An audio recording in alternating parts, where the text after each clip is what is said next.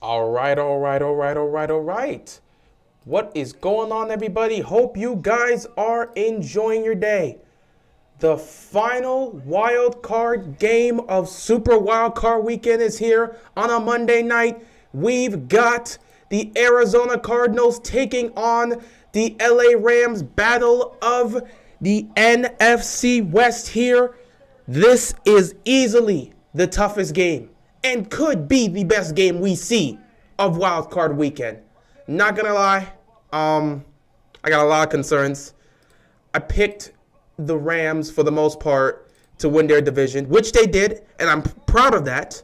But I also picked them to, at least get to either the division round or the NFC Championship game and lose to the Packers. Either way, I expect them to lose to the Packers in the postseason. But I don't know here. The Cardinals have been inconsistent, but the Rams, specifically Matthew Stafford, is scaring me right now. Matthew Stafford is scaring me, and I cannot trust him on this offense down the stretch. I have to put my faith on the defense here. I'm rooting for the Rams. Rams kick this off. Cardinals will start off with the ball here. Here comes the offense. Kyler Murray playing in his first ever playoff game. This is going to be tough. What's going on, everybody? I'm just scared, man. I can't trust Stafford here, but I got to put my faith in the Rams defense to get this done. If they can get it done, I will feel more comfortable, but I just don't know. I just don't know. But we'll see. 1st and 10 here. Very interesting game here. You got Eric Weddle playing in this game. Last week, he was on the verge of retiring. This week, he's playing in the wild card round for the LA Rams. 1st and 10 here. Kyler handing his ball off here. Getting into Edmonds. He picks up around 2 yards. 2nd down here for the Cardinals. This is going to be a tough one. I ain't even going to lie. This is going to be a tough one right here. Both these two teams are very close in terms of strength and talent. It's going to come down to quarterback play and defense. 2nd and 8. Kyler, quick toss here. Gets it to Daniels. He's going to pick up a couple more yards. But again, the Rams defense is going to make a stop. And there's going to be 3rd down here for the Cardinals early on in this game. This is going to be tough, man. This is going to be tough. This is going to be tough. This is going to be tough. I wish Niners faced the Rams next. We would have a way better chance since we owned them. Well, good luck next week against who? Green Bay? I'm sure you'll be fine. 3rd down and 6 here for the Cardinals. Kyler takes a snap, looking, firing downfield. It's caught by A.J. Green, but was his feet in bounds? It was not. Incomplete. And the Cardinals offense will go 3 and out to start off their night. This was a good catch by him, but he couldn't get both feet in. He just ran out of room there. Could not get both feet in. That left foot, no. Couldn't even drag that one. Just ran out of space there. So the Cardinals will start off their night by punting this football here. Cardinals with the punt. And the Rams will start off at their own 20-yard line. And here comes the man that is giving me a lot of stress, Matthew Stafford. He can put up a lot, and I mean a lot of stats, but he can also kill your team with turnovers. I have no clue how it's going to go down. I am very scared. I'm not going to lie. I am not going to lie to you. I have a lot of concerns here. I just hope they don't screw up here. That's all I can do. Really, that's all I can say at this point. Just don't screw up. 1st and 10 here for the Rams. Stafford's going to take this ball under center. Rams got to go all the way. They definitely got to. Oh, they give it to Michelle. He's going. 40, 50, huge run here. They hand it to Michelle, and he takes it into Cardinals territory. That is how you want to start off the football game if you're the Rams. Running the football is going to be key for the Rams tonight. You do not want Stafford to throw the ball 45 times, so you need to be able to run the ball here. You need to be able to run the ball. And this is the right way you start off.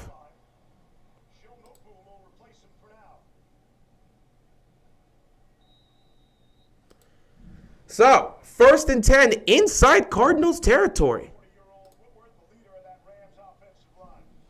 Nice run to start off here. What's going on, General? How you doing, man? How about them?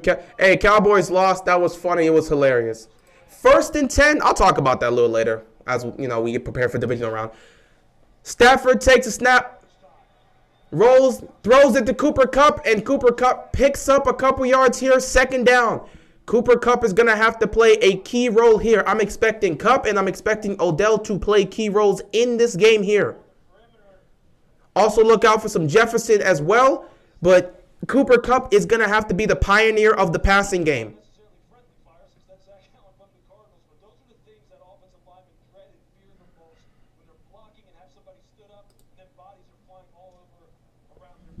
Second and 5 here for the LA Rams. Stafford's going to take this ball under center again. Oh, wait. Here we go.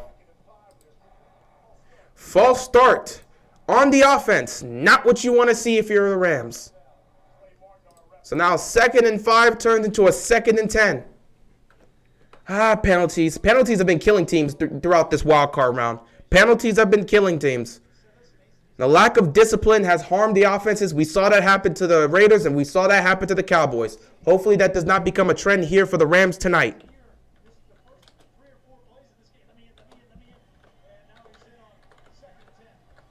So instead, 2nd and 10 here. Stafford hands the ball off here to Michelle, and he's not going to get anything.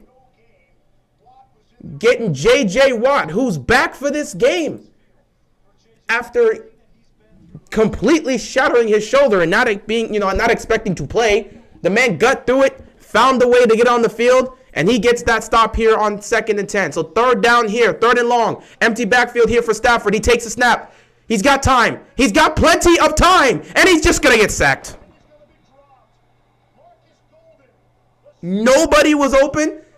You don't get that amount of time. At some point, Stafford got to make a decision somewhere. My God. You had all the time in the world, Stafford. Somebody, if nobody's open, you got to throw that ball away.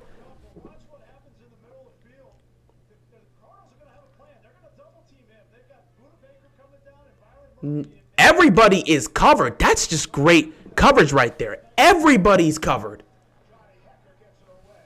Credit right there. Everybody was covered. So I'll give you credit for that. But dang. He just stood there and ate that sack.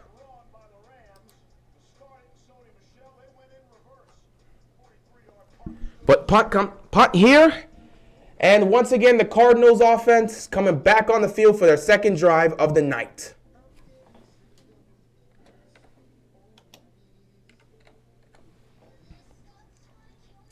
Either way, this game's got me nervous because, unlike some of the other games, I kind of have stock in the Rams because I said they were going to I thought they were going to make some noise in the postseason, and it comes down to them or the Packers to go to the Super Bowl for me. So them losing in the wild card round wouldn't exactly help my case. So I kind of need them to move forward. So please don't lose this game. Thoughts on the Dallas Cowboys losing? I'll be sure to talk about that at some point this week. It was funny, but I don't think anyone's really surprised. Like, was anybody actually surprised to see the Cowboys lose in that fashion? I've been a football fan long enough to see the fumble, to see the catch, and now I've seen the draw. Beautiful. Beautiful. That should just tell you just exactly what the Cowboys have been this millennium. There's 3 plays you look at, 3 moments. The fumble, the catch, the draw. Simple as that. That's all you need. Fumble, catch, draw. That's all you need to say to wrap up the postseason for the Cowboys in this millennium. So no one's surprised. No one's really surprised. I tried to give the Cowboys a benefit of the doubt, specifically because I was like, listen, I could see you choking this away, but you can't really afford to. I was like, let me pick the Cowboys because I don't think they can afford to win. I still don't think they would have won the division round. I thought they were going to win, get to the division round, and get destroyed by Tom Brady and the Bucs. That's how I expected them to go out, in an embarrassing fashion via blowout, not in an embarrassing fashion via doing something stupid. So, I mean, they entertained me far more than I expected. I expected this to happen next week. No one fumbled. I was just bringing up. I'm just talking about plays from the past, man. I'm talking about plays from the past. I'm mad that the Ravens are not in the playoffs. Well, they were injured and they didn't make it. It is what it is. You move on to next season. I hate both teams, but the Cardinals are my least hated divisional team. Like I said, man, you just move on to the next season. It is what it is. At the end of the day, team suffered through injuries, couldn't get it done down the stretch. A lot of key decisions. A lot of decision-making in key moments of the games down the stretch ended up costing them some wins. And that's why they're sitting at home. At the end of the day, again, unless they got like a top 4 seed, they probably were going to go home. That was just it.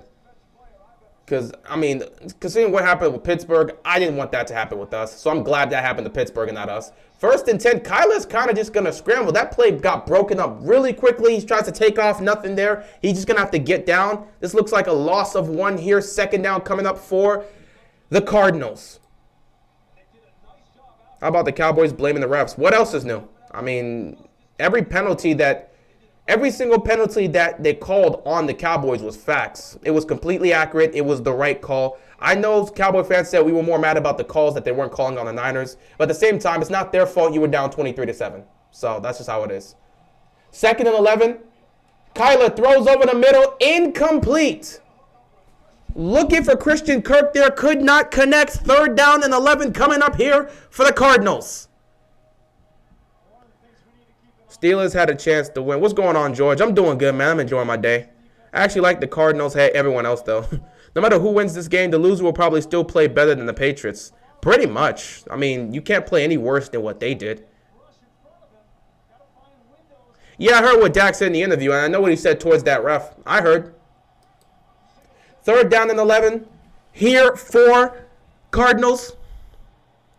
Kyler's going to take the snap.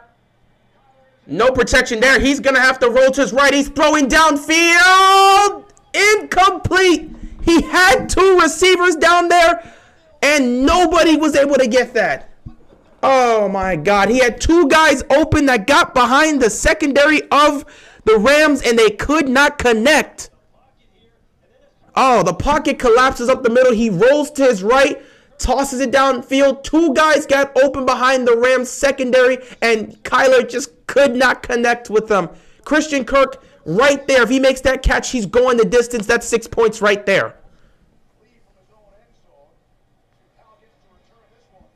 Rams going to get it back here, and they're going to be spotted right around the 48-yard line to start off their next drive. Yeah, Shannon wasn't happy. Yeah, I mean, I understand. Again, I don't really understand how why Shannon would be mad about that, you know, specifically saying the refs deserve and all this other stuff and trying to make excuses. We got it. I thought the Cowboys did not make it far. Yeah, they didn't. Did you see the fans throwing trash at the refs? I saw. Both of these teams choke harder than... Matthew, what is wrong with you, man? You a menace for no reason. You coming out here with violent tendencies for no reason. For no reason.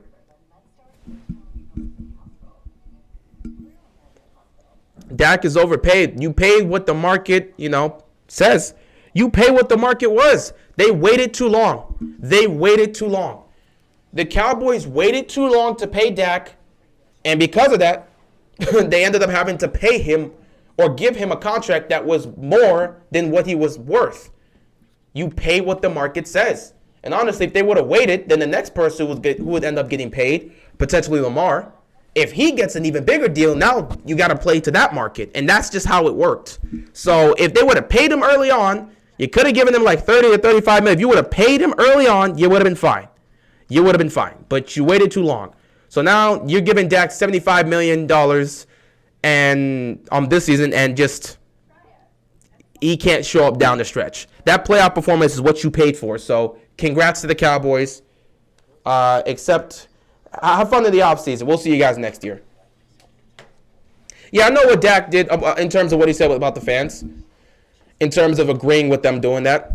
I would rather have the Chiefs go to the Super Bowl again than the Bengals. Honestly, I'm looking at this. I look at the AFC. I don't really care who makes it there, but I think it's going to be – I look at the Titans. I think the Titans have a great shot, especially considering the fact that they've beaten both the Bills and the Chiefs this season. And if they can get Derrick Henry back, if they beat the Bengals next week, I could see the Titans making the Super Bowl. I'm dead serious with that. So I think the Titans have a great shot. The Chiefs obviously should still be the favorites. I told you guys they have playoff experience. Some of y'all didn't want to listen. Now they're showing it. But really, next week is probably – we'll see what the Titans do, but next week could be the game that determines who's most likely going on to the Super Bowl. Bills and Chiefs. I think the Bills can make it to the Super Bowl. I think the Titans can make it. I think the Chiefs can make it. I think the Bengals may be able to make it to a title game, but I don't see them beating either the Chiefs or the Bills in the postseason. 1st and 10 here for the Rams. Stafford on the center. Play action here. Throws over the middle. It's caught by Odell. Odell getting down inside the 35-yard line. Nice throw right there. Nice play for them. Odell's got to be so happy, man. He got out of Cleveland, went to L.A., started to ball out. Now he's in the playoffs right now in L.A. You don't understand, man. Going from Cleveland to L.A. has got to be something different. Ravens' record next year is like 10-7. With their schedule, no, if they're healthy, with the schedule they're getting next season, if they're healthy, they're winning at least 12 games. It's not a 10-7 thing. They're at 12 games. If they're healthy next year, with the schedule they have, they're winning 12 games. 1st and 10. Getting Akers, picking up around 6 yards here, 2nd down. Glad to see Akers trying to get himself going, trying to get something started. We know he suffered that injury and we thought he wouldn't be back, but man, he fought back to get here. So, Akers, it's a tough dude, man. That's a tough dude. I'm not too confident about the Packers game since it isn't the NFC Championship game. You make a damn good point. If this was in the NFC title game, you make a good point. Because of the last couple years, the Packers been choking. But the divisional round, they got that on lockdown. So who knows what's going to happen with the Niners. Not to mention Garoppolo, again, he's not going to win you the game. 2nd and 3, going to run it here again. Be stopped short. Akers gets around 2. 3rd down and 1 coming up here. Niners' schedule next year is extremely tough. Yeah, it's going to be, you'll be fine. I'll be fine. But again, Garoppolo did everything in his power to give the Cowboys the game. He did everything in the power to just choke the game away from the Niners, and they just were able to hold on because the Cowboys are so inept. You can't do that against a team like the Packers or a team like the Bucs. That will cost you. 3rd down and 1, a quarterback sneak on 3rd and 1.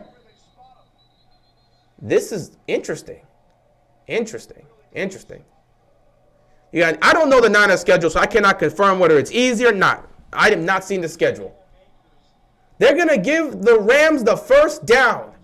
All right. 1st and 10 here. Inside the 30. Cal takes the ball away from Jimmy every game for a reason. Yeah, in some cases, but for some reason down the stretch, he decides to put the ball in the hands of Jimmy G, and he's not delivering.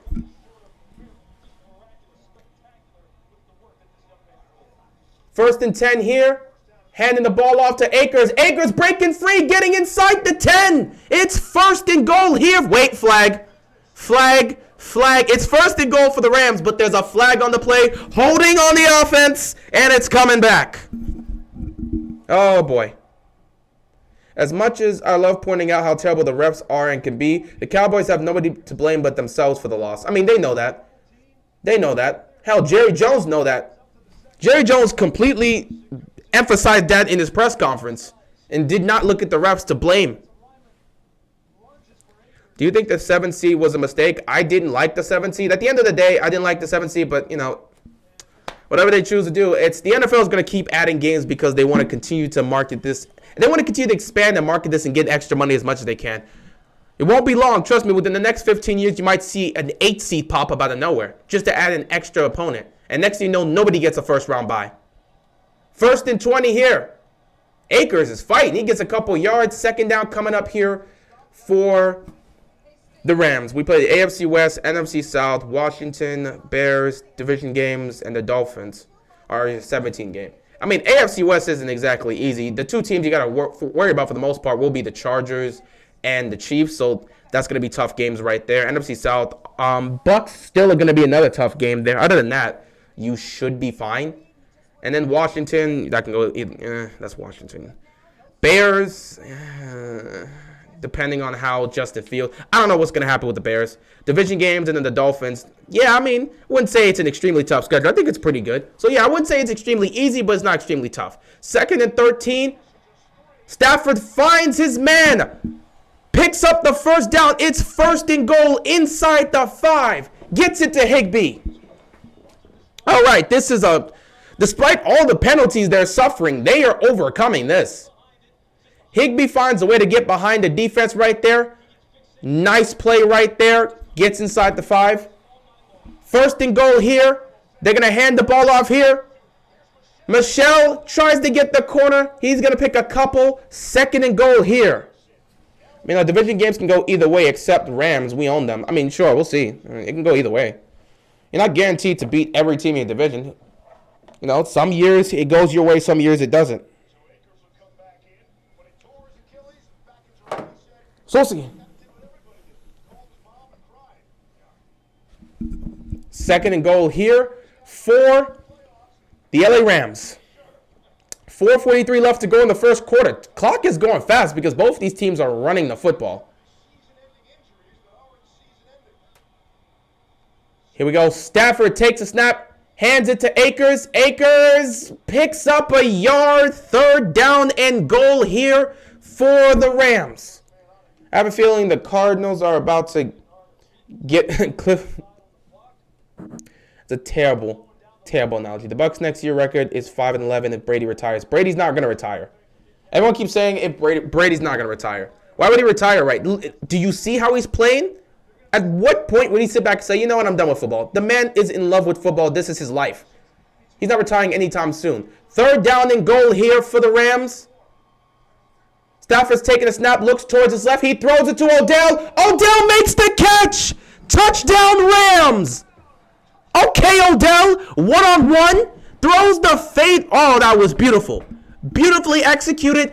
4-yard touchdown reception by Odell Beckham Jr. And Cleveland fans, how you feel about that? Any Browns fans, how you feel about that? All of a sudden, you couldn't utilize Odell in Cleveland, but Matthew Stafford seems to be utilizing Odell just fine. And him getting a touchdown in the wild card around here, that's funny.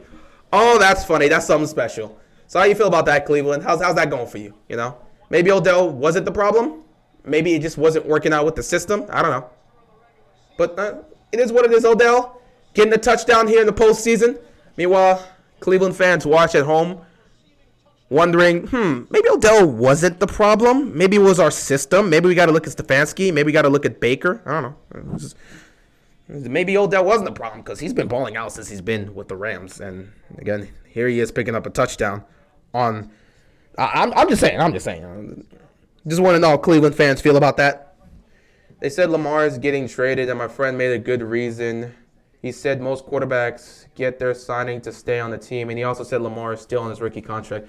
Dude, there's no logical reason you could put for Lamar Jackson getting traded. That just makes no sense. I'm being dead serious. They're going to trade away an MVP quarterback, and you think people around the league are going to take us seriously? Really? You think people around the league are going to take us seriously if Lamar... No, he made a good reason. Most quarterbacks get their signing to stay on their team.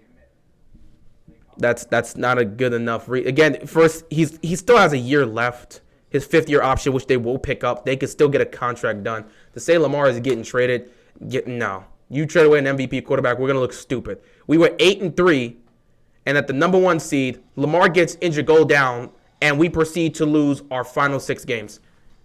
We were 7 and no, we were 7-4 with Lamar. Like, we were in the cusp, in the range of being in the playoffs, fighting for one of the top 4 seeds with Lamar Jackson. He gets injured, and we don't want to play. We don't win a game for the rest of the season. Yet they're gonna. Colts released Peyton Manning because he suffered a neck injury and they thought he was done. That is a completely different thing from suffering a bone bruise in your ankle. That man suffered a neck injury. They weren't sure he was going to be able to properly walk again. That's why the Colts released Peyton Manning. That, and they also drafted Andrew Luck. They saw Peyton Manning suffer that neck injury. They saw him going in to get surgery. They did not believe he would be able to properly walk, let alone throw a football on the field. So they drafted Andrew Luck, and they said, Peyton, we don't trust you at this point. After that neck injury, we don't know you can be the guy anymore. Bye. We got this new guy. That is a completely different situation. You can't compare that situation. Hey, man, people thought he wasn't going to play football again. Some people didn't think he was going to properly walk again because of that neck injury. That's an entirely different situation from what we're dealing with right now. Not even close. Bro, there aren't any better options. Why trade Lamar? I don't even know what they're talking about with that. It wouldn't make sense. What's going on, man? Go Cardinals. The menace, Trayvon Diggs is a safety. I ain't gonna talk about that. I know he gave up all those yards. I know, he got them double-digit. What was it, 11? Yeah, it was 11. He got 11 interceptions, but he gave up over 1,000 yards in coverage. My God. What's going on, Evil Goat? How you doing, man? Without Lamar, they aren't even a playoff team. That shows how much of a difference he makes, pretty much. Speaking of Andrew Luck, that man was hella talented. Yes, he was. And, when he was on ESPN a couple days ago, what was it? Not a couple days. On ESPN on Monday night for the national championship game between Georgia and Alabama, man. That got me in my feelings because I was like, damn. 1st and 10 here. Kyler's going to hand this ball off. Gets it to Edmonds. And he picks up a couple yards here. 2nd down for the Cardinals. So, yeah, I do miss Andrew Luck, but seeing how he was on that point, when he was standing next to RG3 on Monday night when they were getting ready for the national championship game, it's clear as day this man really did retire. Like, he's not coming back. If you saw how he looked, that man has completely enjoyed retirement. He is not coming back. 2nd and 8, Kyler gets sacked. Oh my God, Rams defense is putting on the pressure. Von Miller getting the sack on Kyler. Yeah, that stream with your sister was comedy gold. Chat was getting weird, though. Yeah, because people are thirsty.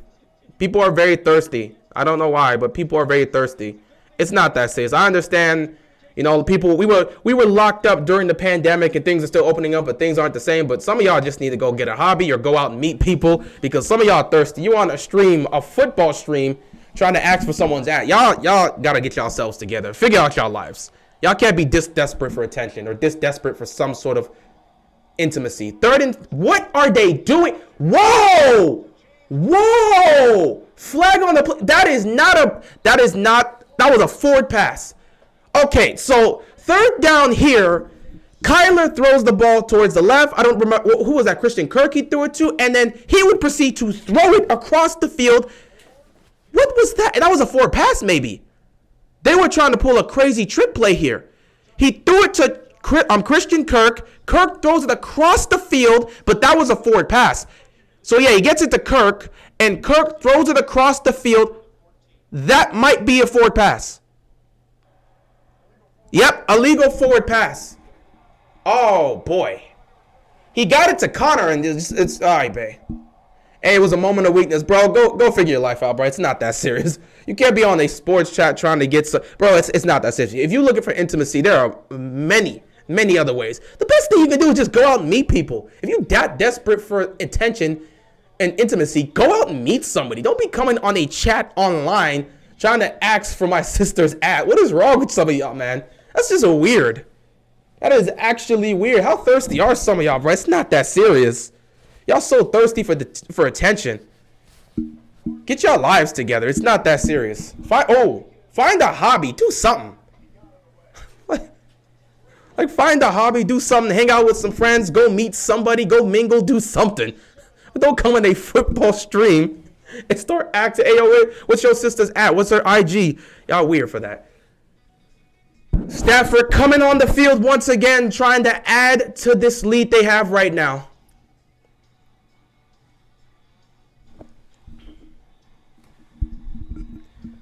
Oi. Does Andrew Luck look like he's nah, he just looks like he's done. I bet $300 on the Rams winning. Hopefully they win. Oh boy. They should. Prime Peyton Manning or 2019 Lamar. That's not a debate.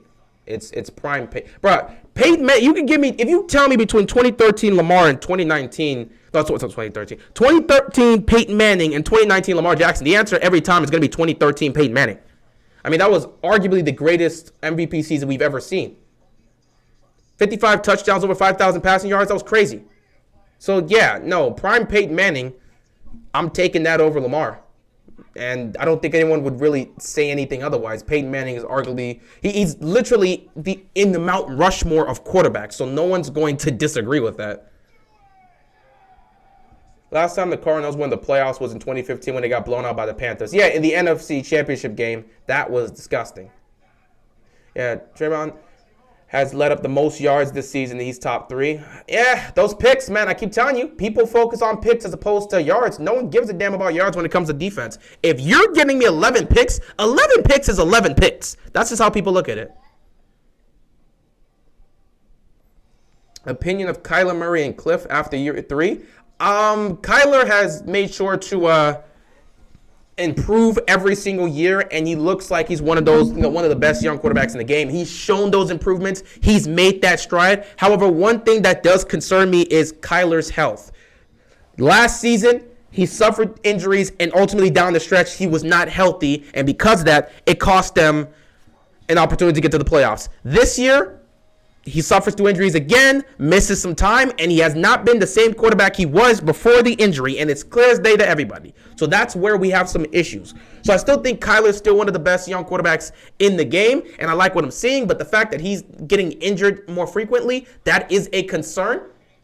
So I'll say that in terms of Kyler. In terms of Cliff has done a great job in the small time he's here, but it's going to get to a point where I'm not exactly sure his system fully fits with Kyler in terms of long-term success, specifically in the postseason. At some point, you got to look at the system and be like, y'all can't keep playing like this down the stretch in key situations against top-tier competition. So I don't know. Again, it's been effective. They've put up a lot of numbers. And hell, they're in the playoffs this year. They looked great before Kyler got injured. 1st and 10, Akers takes a snap, and he's going to be dropped behind the line. But I just don't know. I just don't know about this duo here of Cliff and Kyler. I'm not sure. They look great, but I'm not sure if they're going to be able to win a championship together. Larry will never win a ring. It's unfortunate. It's unfortunate. Last time the Cardinals made the playoffs, AB was the best receiver in the NFL, and best player in the NFL was Cam Newton. That's a solid argument right there. And Curry was the best player in the NBA. 2015, that is not true. In 2015, Curry was not the best player. That's 2016. 2016 was the first time. Well, actually, it wasn't the first time. But 2016 was the second time in the decade where we questioned whether or not this player was better than LeBron. 2nd and 12. Akers gets the first down. Oh, ball's on the ground. They're going to rule it down by contact. On 2nd and 12, he picks up 15. First down here for the Rams. Washington to the Super Bowl, that'd be weird. That'd be weird but amazing. Who had a better work ethic? Oh, wow, can't speak. Who had a better work ethic? Peyton Manning or Brady? It's about even. Nobody was more prepared. Like, both of them are evenly prepared for each game. Again, their work ethic is just, it's there. They both love the game evenly. It's just Peyton's body broke down. If he could still, if he was fine and he never suffered those neck injuries, Peyton Manning will probably be still playing today, just like Brady is. So I don't think that anyone had one better than the other. I think both of their work ethics are about the same. How do you feel about the Niners after they beat the Cowgirls? I feel just about the same as I've always felt with the Niners. They're a great team. Their defense is amazing, but Jimmy Garoppolo is a problem. They're winning football games despite of Jimmy, not because of him. And that's going to be a problem, especially in the postseason. So I do have some concerns. So I definitely do have some concerns about that. And I feel like Jimmy G could end up costing them a game if it's late in the game and you need the offense to score in order to win the game. We need to run the ball against the Packers and keep A-Rod off the field. As long as you can keep running the football effectively, you will be able to keep A-Rod off the field. And your defense is good enough to match up against what they have over there. It should not take 3 years to decide on a team name. It shouldn't, but they're going to take 12 years, and that's just how Washington is. Why is there a logo of a W when they only take L's? Because, I mean, their name is Washington. And just because they don't live up to the name of W or the letter of W in the name of Washington or the Washington football team of old does not mean they can't. They have to put a letter there. That's what's on the logo. 1st and 10. Plenty of time here for Stafford. He throws over the middle. It is caught.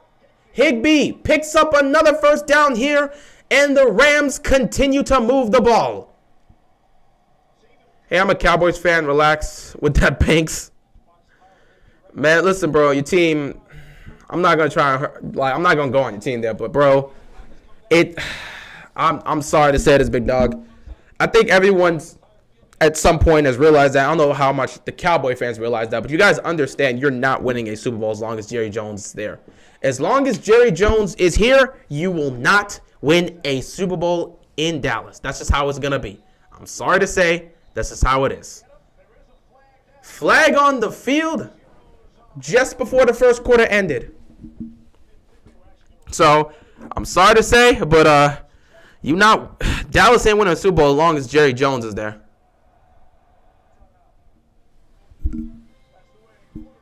So the first quarter ends here. Jerry Jones is the best owner ever. That is incorrect. I would disagree with that. I would heavily disagree with that. Jerry Jones is not the best owner ever. If we're talking about terms of success overall, I mean, Robert Kraft is sitting on how many championships? But, I'm just saying right there. Is what it is. What's wrong with Jerry Jones? He has too much control over what the team does. And I mean complete control over what the team does. Think about it. How many owners do you see have press conferences after the game as if they're the head coach? Like, bro, he has control. He wants to be in the press conference. He wants to be involved in the front office. He wants to be involved in the coaching decisions and all this other stuff. And he always puts in a coach that won't challenge him. What do you think he couldn't work with Jimmy Johnson? Jimmy Johnson was challenging him. What do you think Bill Parcells didn't last there that long? That's just how it is.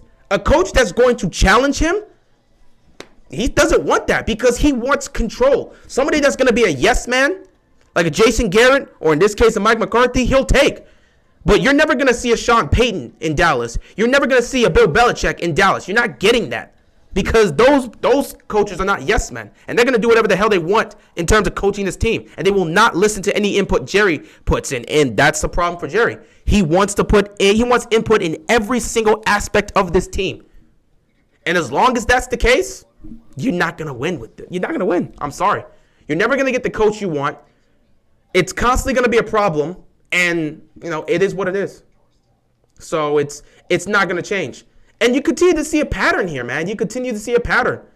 Like, literally watching this team right now, what has changed? What has changed? Different players, different level of talent, same old Cowboys. Watching that game yesterday legit did not feel much different from what I was seeing growing up with Tony Romo. Like, it felt exactly the same. So, it was actually ironic. Tony Romo watching this team choke was just ironic. We've gotten to that point. Tony himself choking, and now he's gotten to the point where he's watching another quarterback and this team he used to be the quarterback for choking as well. I don't like how Jerry Jones isn't like the other owners and keeps this in-house. How different do you think the NFL would have been if the Colts drafted Ryan Leaf over Peyton and the Chargers drafted Peyton? I honestly have I don't even know how long Peyton would have survived with the Chargers. Well, for one, that means Drew Brees would have never been drafted by the Chargers. And I think that would have been something interesting as well. And I don't know where Drew Brees would go. Now, that's a ripple effect. Matter of fact, Drew Brees wouldn't have been drafted there, so I don't know where he would have gone. And that means Eli would have definitely not been drafted there, and then they wouldn't have had to switch between him and Phillip Rivers. It would have been crazy. You may have Eli potentially ending up on an AFC team, just not the Chargers. I don't know. It would have been crazy. It would have been crazy. 2nd and 5 here for the Rams. They continue to move the ball well. They continue to run the ball well. And this run defense for the Cardinals has not done a well job. They have not done a great job today. They have not. The Colts were bad when they drafted Peyton Manning, so if they drafted Ryan Leaf, that really would have been game over for them. I have no idea what would happen. 2nd and 5. Handing the ball off here yet again. They're going to pick up around 4. 3rd down here. Akers is doing well right now. Akers is doing great. Cowboys are more delusional than Michigan Wolverine fans, and those guys live in the 1920s. Bengals win the Super Bowl. We'll see if that ends up being the case. Jerry Jones likes the spotlight and constantly appears on podcasts to speak on the team. I remember he threw the wide receiver under the bus when Dak was in a slump. This is what Jerry Jones does. He wants to be the center of attention for everything related to the Cowboys. Mike Tomlin, best coach right now. He's in the conversation. I'm not going to say he's the best coach. He's in the conversation. And I've seen a lot of Steeler fans. Anytime someone's tried to say that, I was like, really? Have you seen some of the decisions he's made? Have you seen how poorly he manages a clock? Those 2-minute offenses are terrible for the Steelers. So, again, I'm not a Steelers fan. Again, I see Mike Tomlin as one of the best coaches in the game. But I wouldn't say he's the best coach.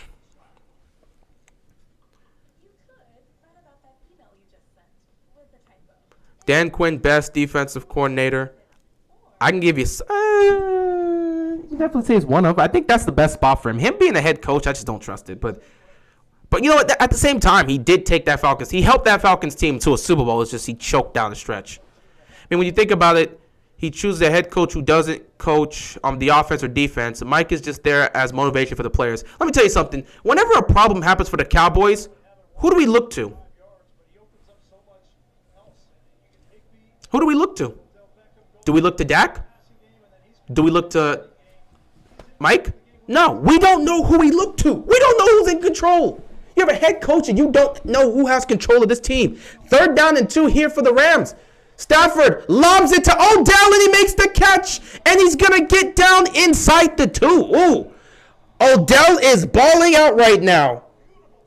Beautiful throw here by Matthew Stafford. Fantastic.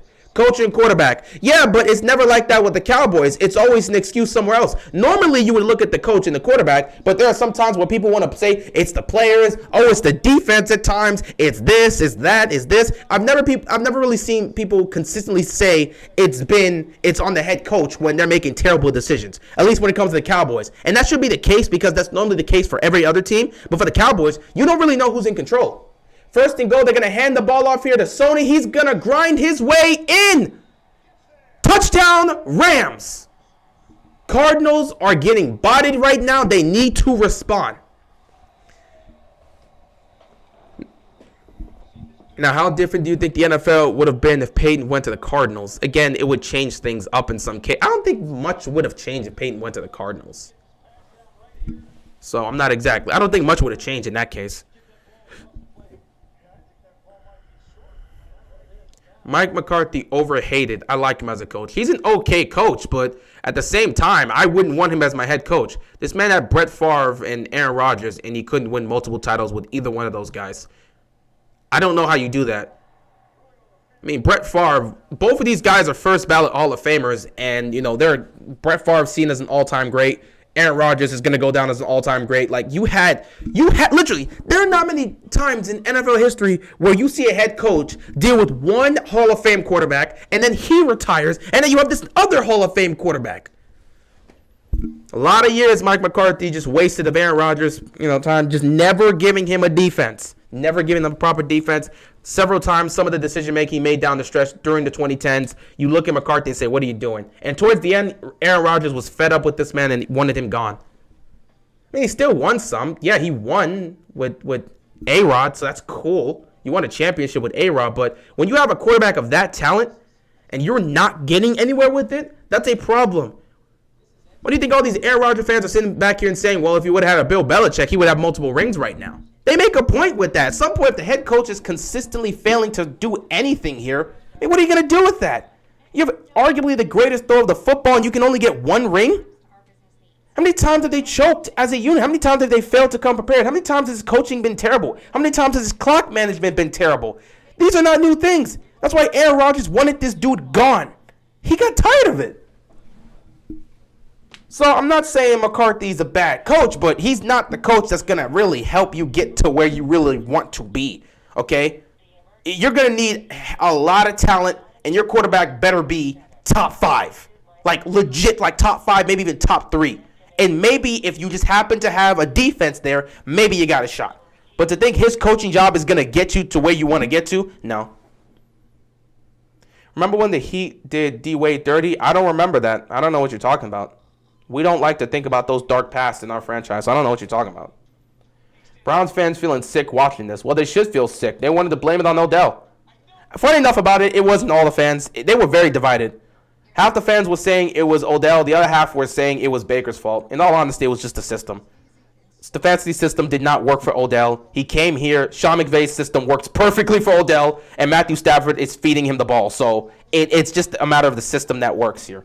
I guess they didn't know how to. I guess Stefanski didn't know how to properly utilize Odell, but Sean McVay was like, "Bro, I know how to utilize you. Come here for a quick second." Matthew Stafford is used to throwing to a lot of great receivers. All I need you to do is be able to catch the football. He will get it to you. We will find ways to get you open.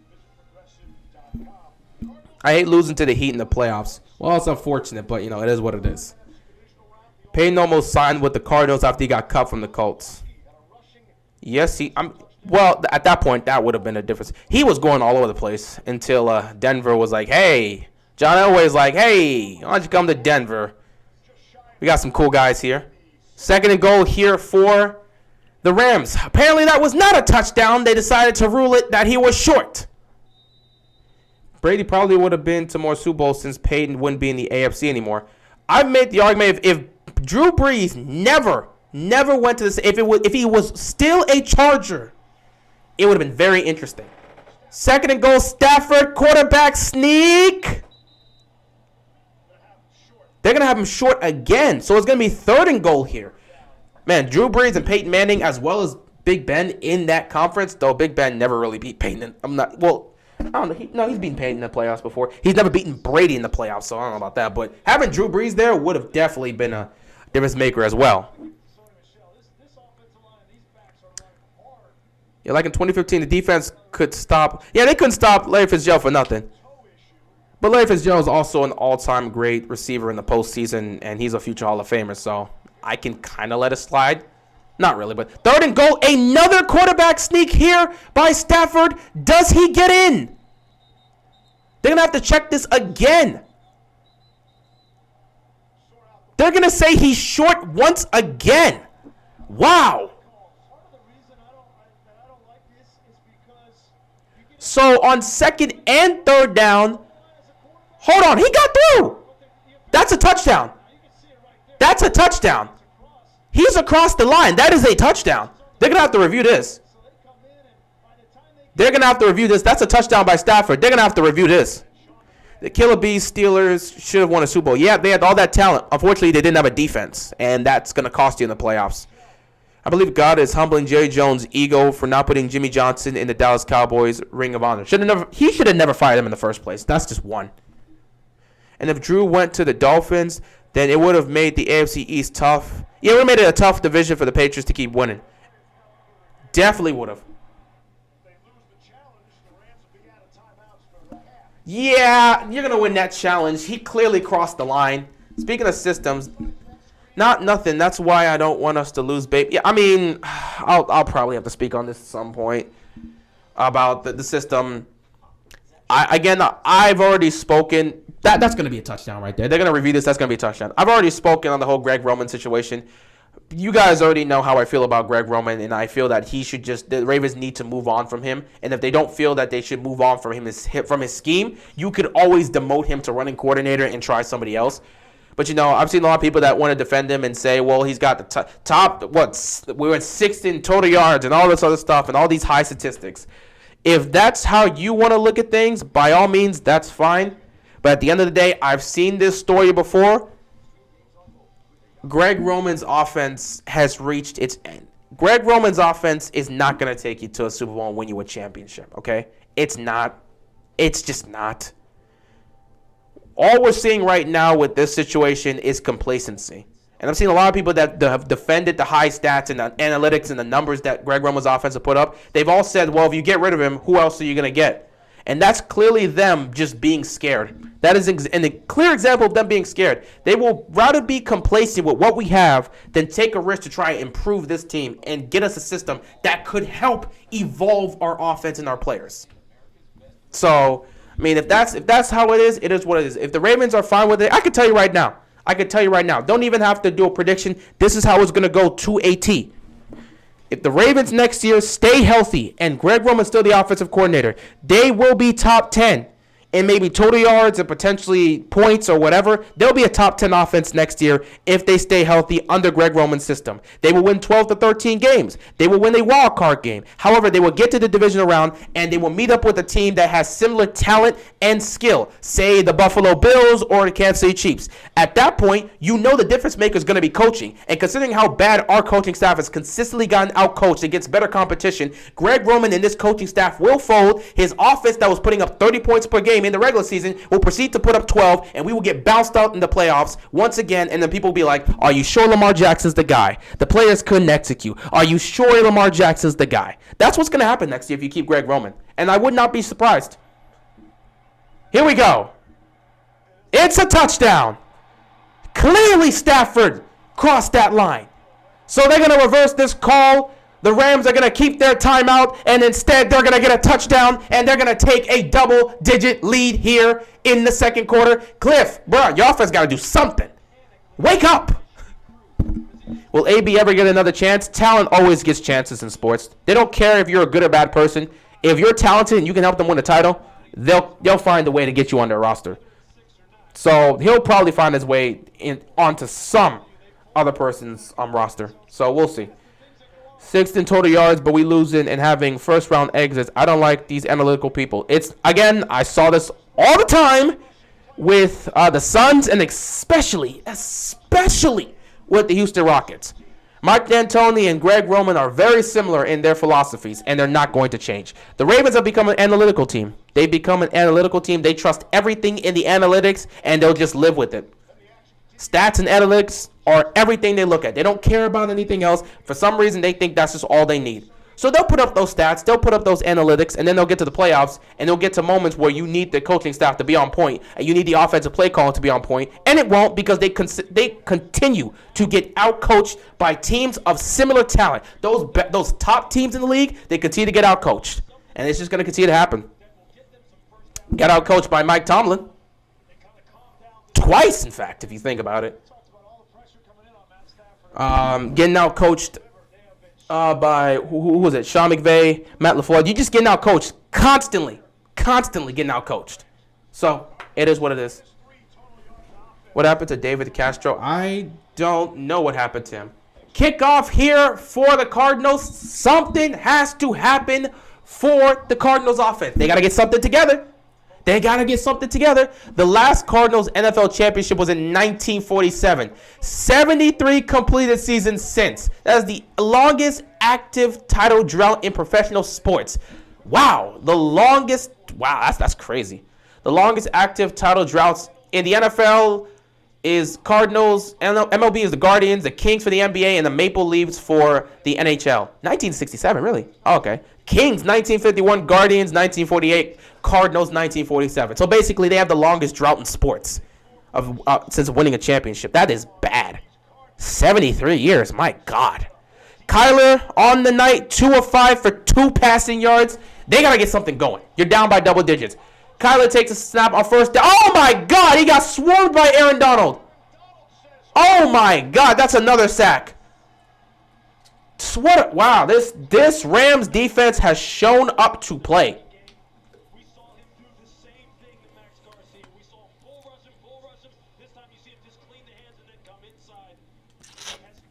Kyler tried to spin out of that. He had no shot. He just fell to the floor. Greg reminds me of the end of Mike D'Antoni at Michigan State, or Mark D'Antonio at Michigan State. He got extremely comfortable with what he was doing when it wasn't working. That's pretty much what he does all the time. 2nd and 17. Pressure again. Kyler throws it in the dirt. He was looking for Christian Kirk. Didn't come close. 3rd down and 17. Analytical people thought Marlon Humphrey was having a good year because he had the most broken up passes. But if you watch the game, he was getting burnt constantly. Analytics only, they just love to look at the analytics and say, take it. That's why I never wanted my team to become an analytical team. Thank God the Miami Heat don't follow that philosophy. Because, my God, if we were following that, we'd be in trouble. We would be in trouble. But, Eric Spoelstra is not an analytical coach. He doesn't give a damn about that. And Eric Spoelstra is not. This is where I feel John Harbaugh can take a page out of Eric Spoelstra's book. Eric Spoelstra is never afraid to try something different. 3rd and 17. Kyler trying to buy time. Just going to have to dump it off here. Oh, boy. He dumps it off to Moore. They don't come close. They got to put the football again. Things are looking awful for the Cardinals offense. And things are just rolling for the Rams defense. But yeah, here's what Harbaugh can take a page out of Spoelstra's book. Spoelstra doesn't really give a damn about analytics. Spoelstra is willing to try anything. He is so creative. He will try any sort of lineup, anything he thinks that can help benefit this team or potentially be something that he can hold on to and utilize in the playoffs. He's going to try it. He tries so many different lineups, and it's worked out so much. That's exactly why we have Tyler Hero coming off the bench, even though he definitely should be a starter, and honestly could be an all-star. He looks like an all-star type player. Like, he really looks like he's going to be an all-star player very soon. He continues to improve. But we keep him on the bench because we understand that if we keep him there, he can lead the second team. He can lead the bench players. He can lead the offense for the bench players. What is this? Oh, commercial. I'm like, what is this? But yeah, we understand he can lead the second unit. What's going on, Ravens C? How you doing, man? How you feeling? How you enjoying your day? But yeah, Spoelstra is never afraid to try anything new. That's why he has Tyler Hero on the bench. And, Tyler Hero coming off the bench, despite the fact that he is slowly looking like an all-star, he helps lead the second unit, and it works so well and so effectively for us. If Spoelstra believes 7 players are good enough to go into a playoff game, he'll run it. If he believes 10 players are good enough, he will have that type of lineup. Spoelstra is never afraid to try new things. He's never afraid to try and adjust what he sees on the offensive and defensive side for his team, and that's exactly why he's a top 3 coach in the NBA. And that's why I'm glad I have him as my coach for my team. John Harbaugh can learn a thing or two from that. Never being afraid. Instead of being complacent, how about you try something new? Same thing for Eric DeCosta. If you're complacent with this coaching staff, by all means, fine. But you could take a page out of You could take a page out of Pat Riley's book. Pat Riley's not afraid to try anything. Like, he's not afraid to try anything. And do anything he feels can help this team. Any type of trades or any improvements, he's going to find a way to do so. And he does not accept complacency. He's willing to take those risks. That's something I really would like to see. I'm glad my Miami Heat team has that, but I would love to see my Ravens squad have that. Instead, we become an analytical team, and that's just what we are now. Eric Spoelstra, he's a top 3 coach, man. Spoelstra is a top 3 coach. Kings DeMarcus Cousins or Timberwolves Kevin Love. Kings DeMarcus Cousins. In the 2010s, when he was playing there, he was arguably the best center in basketball. Kyler is good, but I don't know why people think he's better than Lamar. I'm not going to get into that right now. I don't really do the whole who's better. I'm not doing that right now. Cowboys ought to be ashamed of himself acting that way after.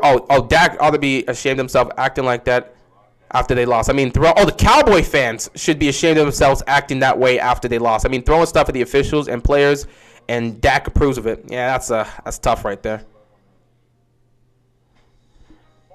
Doc Rivers is my team's coach, and he's never aggressive. He's never really aggressive on coaching and on certain coaching decisions and on challenges. He's never really aggressive on that. What do you think about the Cowboys fans' act after the game? Not surprised. Finally got caught up on World Trigger episode 13. That's nice, man. That's nice. It's a great series. Football is 90% momentum. Screw analytics. That's what got us those trash 2-point attempts. 1st and 10 here. Stafford saw the pressure, decided to step up and take off, and he's going to pick up 5 yards, 2nd down here. Bro, out here in Dallas, they on another level when the Cowgirls lose. Oh, they are something special.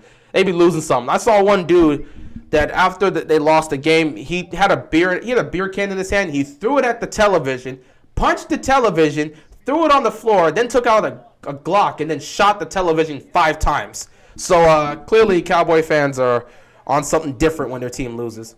My B-ball team has lost by 73 and is blatantly tanking. This year sucks for my sports. Oh, Lakers. Wait. No, you're not Lakers. Who is your team? Who lost by 73? Who the hell lost by 73? I remember, but I can't remember the team who lost by 73. It wasn't the Celtics. Second and 3 here. Second and 6 here. They're going to run this up the gut, pick up maybe a yard. Third down here. Oh, it was the Thunder. Okay. The Thunder aren't really tanking. They just got a lot of young players. Ooh, Stafford seems hurt. He's holding that. Oh, boy. Okay, well, it seems they got the treatment he needed. He seems fine now, but he might have hurt his foot or something. Earlier on the last drive, I guess, or something. Bro, you know I stay out here, and, man, they be fighting people out here. And the stars all over they be crazy out there in Dallas, huh? Third down and 4. Stafford going down the field. He's got his... Oh! He had Akers streaking down the sidelines, and Akers couldn't make the catch. It goes off his hands. It was a little behind him, but it was a situation where you needed Akers to turn around. He did turn around in time. Oh, it was in his hands. Oh. Oh, boy. That's a tough one. All right, they'll have to punt this football. Playoffs are more fun when the Cowboys are not in it or get booted. Yeah, it's fun when they lose in the playoffs.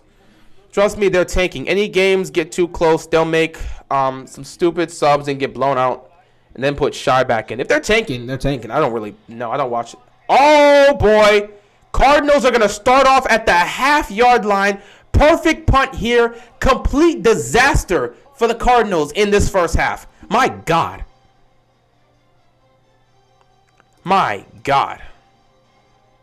Oh, boy. Cardinals are going to have to start off at the half-yard line. This is tough. What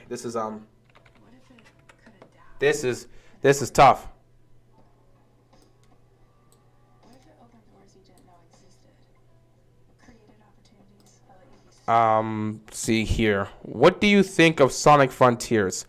I've seen little to nothing of the trailers. I know that's the new game that's coming up for Sonic. I haven't seen any Sonic. What's the last... Okay, besides Sonic Forces and Sonic Mania, what's the last thing I remember from Sonic-related stuff? I don't know. It's been a while. So Sonic Frontiers, I don't know much about it. I think I saw a little of the trailer, so I can't really speak on that. I would have to look at the trailer and stuff, but I know that's the next game that's coming out this year. Unless it already is out. I don't think it's out yet, but I think it's coming out this year, so... I couldn't speak much on it because I don't know much about the game. So I'm not going to speak on the gameplay there. I just know it's the next Sonic game that's supposed to be coming out this year. Trust me, someone threw a chair at the television. Yeah, people got no chill. It's crazy.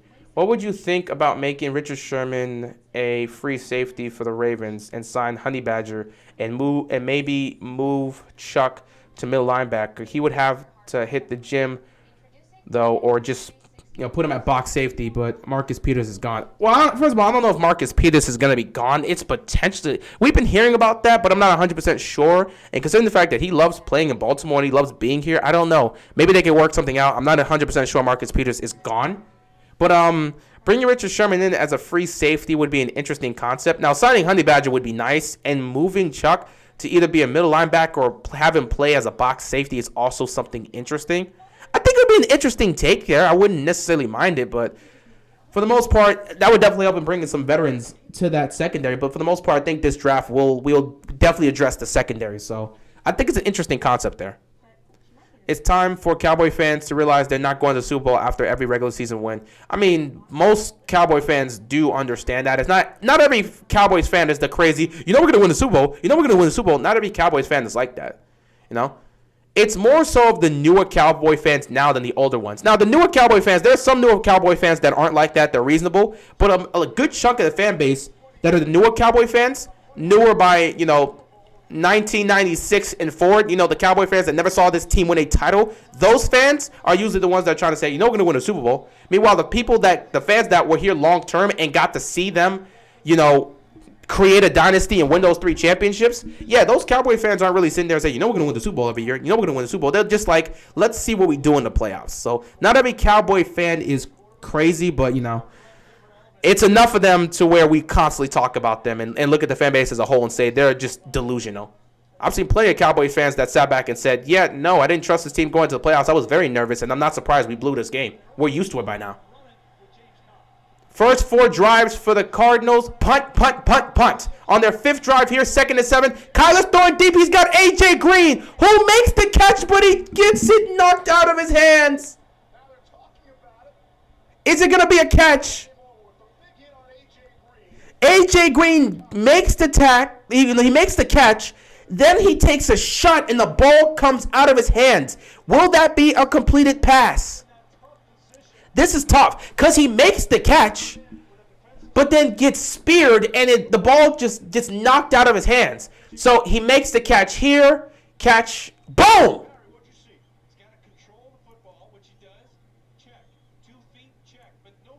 He didn't make a football move. This is going to be an incomplete pass. He got both feet down. He got the control of the football, but he didn't make a football move, and he didn't hold onto the ball, so he couldn't maintain the possession of the ball heading down to the ground. This is going to be an incomplete pass.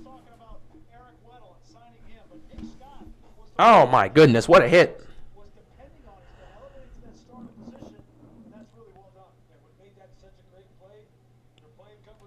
Cowboys want to blame everyone but themselves. That's what they like to do a lot of times. It's time for them to realize that they will go one and done or just miss completely. As long as they have Jerry Jones there, that will just be the case. Until some changes really happen, that's just going to be the case. As a Saint fan, it brings me joy to see the Cowboys suffer. Every fan gets joy watching the Cowboys fans cry. Pretty much at this point. I miss Marcus Peters in the Rams. He was a fun cornerback. He was awesome over there. But I'm glad he's a Raven. Time for the Ravens to get Lamar and O-line. He showed how valuable he is. They better do it in this draft.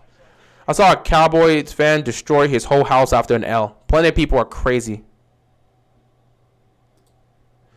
Imagine being a Cowboys fan right now after talking all that during the regular season too. Super Bowl bound. I mean, they're not the first team to do that. Plenty of teams do that. But, it's just the Cowboy fans. We hear from them all the damn time because the media loves talking about them, and they keep blowing them up and hyping them up. So people get annoyed with it. What? Oh, wow. So the officials decided to rule this play as a catch by A.J. Green and a fumble. So it's a catch, a fumble, the ball went out of bounds, so it'll be ruled around the 24-yard line. So it is a completed pass. It was a completed pass, followed off by a fumble, and the ball fumbled out of bounds. So the Cardinals will get that first down.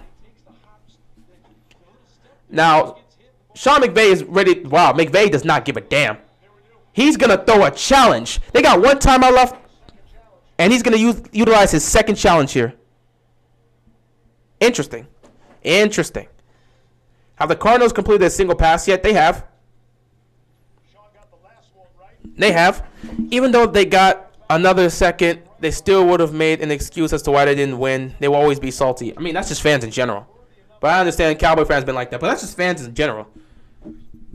Stephon Diggs travels to Dallas to watch his brothers play. I saw that. I saw him. To watch his brother get burnt, you mean? So they're going to review this play and see if it's a completed pass. Sean McVay decided to challenge it. I don't see why not. Hope you're all right from yesterday. You disappeared from the Cowboys versus Niners. Yeah, I was actually not feeling well.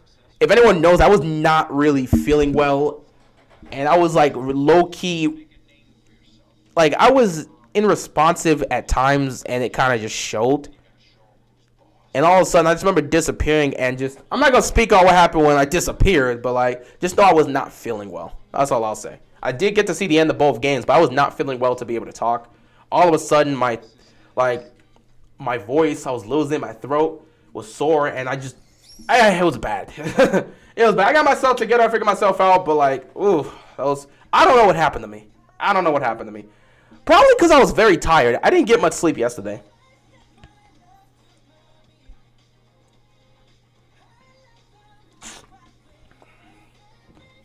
And I knew I was out of it too.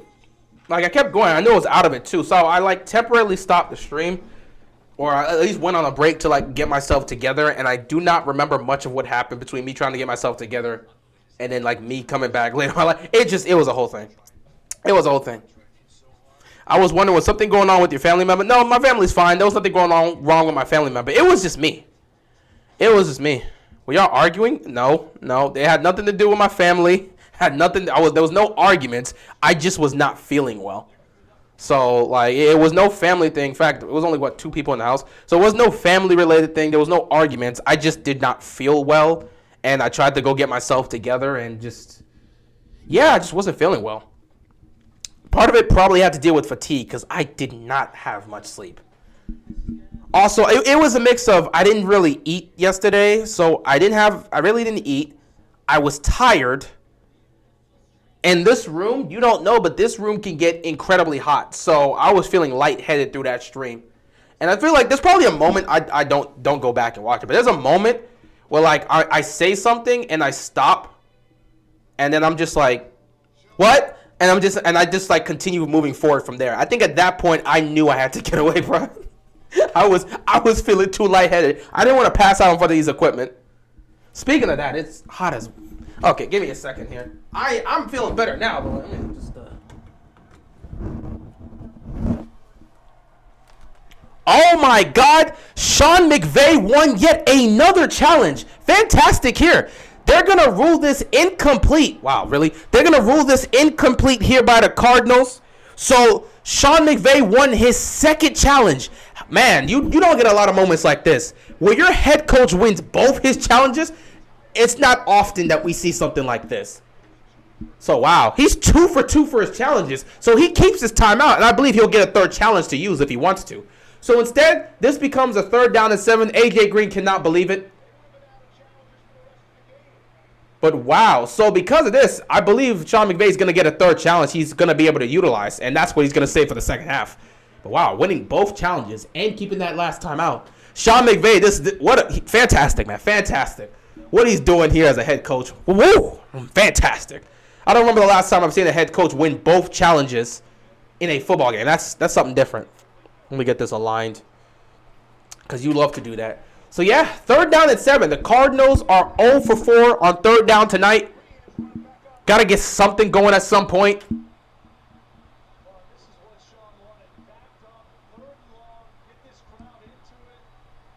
Oh, boy. Cardinals are in danger. They're in trouble. They are in trouble. Aaron Donald is lurking. He is lurking. Kyler has to get this ball out of his hands quickly. He cannot waste time because these guys are going to come off of that line and they're going to head for Kyler. He cannot waste time here. 3rd down and 7. Kyler is going to have to be quick with this. Do not hold on to the football. You don't want to get a safety here. So here we go. 3rd and 7. Kyler takes a snap. He's looking. Oh my God, Kyler! He threw a pick. It's a pick 6. Oh my God, Kyler! What are you doing? What are you doing, Kyler? Where is Kyler's head right now? What are you doing? What are you doing, Kyler? Bro, what the? Why did he hold on to the ball for that long? Why did he? We literally just said it. The Rams were gonna send pressure. He couldn't afford to hold on to that ball, but instead he tried to get the ball out of his hands to stop a safety, and he just throws it up there, and now it's a pick 6. What are you doing, Kyler? What are you doing? Holy crap, dude! 20-0. Kyler, you couldn't hold on to the ball for that long. You didn't have much time. The protection was not going to be there. They were sending pressure. And then instead, he didn't want to take the safety. He's like, let me just throw it up there. And it gets picked off. Wow. 21-0. 8 minutes left to go in the first half. Kyler, you can't hold on to the football there, man. You are backed up in your own end zone. That ball has to get out quick. When you're backed up, they're going to send pressure. Look at this. Look at this. Kyler's waiting for far too long to hold on to this ball, and he just tosses it. He just tossed the pick six for no reason. Oh my God. Wow. Wow. This is terrible. Kyler has not been himself since he came back from the injury, and it is clearly showing.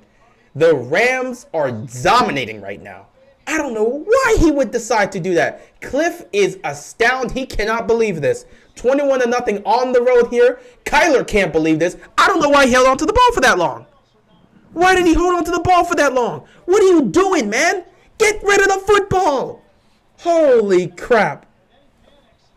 This should be Christmas with the way he gifted him that interception. That was just so dumb. Oh my God. DeAndre Hopkins, is he playing? No. Oh boy. So now you're down 21-0. Things are getting bad. You got to figure something out. And the Rams the Rams special teams stops them before they even get to the 20. They're going to be around the 15-yard line?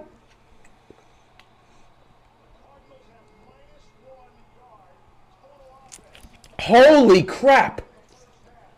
In the first half, the Arizona Cardinals have -1 total yards of offense. -1.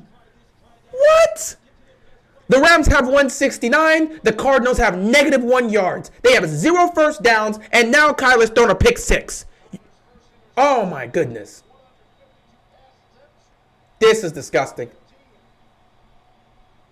1st and 10, Kyler. Pressure's coming yet again. He's going to dump it off here. He gets it to Ertz, and Ertz is going to pick up around 5 yards here. 2nd down. Oh, boy. Oh, my goodness. I can't even say the Cardinals are choking because you have to at least play well to choke. They haven't even shown up. They play like the Bears offense. They're looking terrible right now. 2nd down and 5 here for the Cardinals. I told you it would come down to this defense. A draw play here to Connor. And James Conner picks up the 1st down. I told you this Rams defense, man, is going to come down to them to take this team to the Super Bowl. And right now they have been ferocious. They have beaten up on Kyler. And now they forced him to throw a pick six.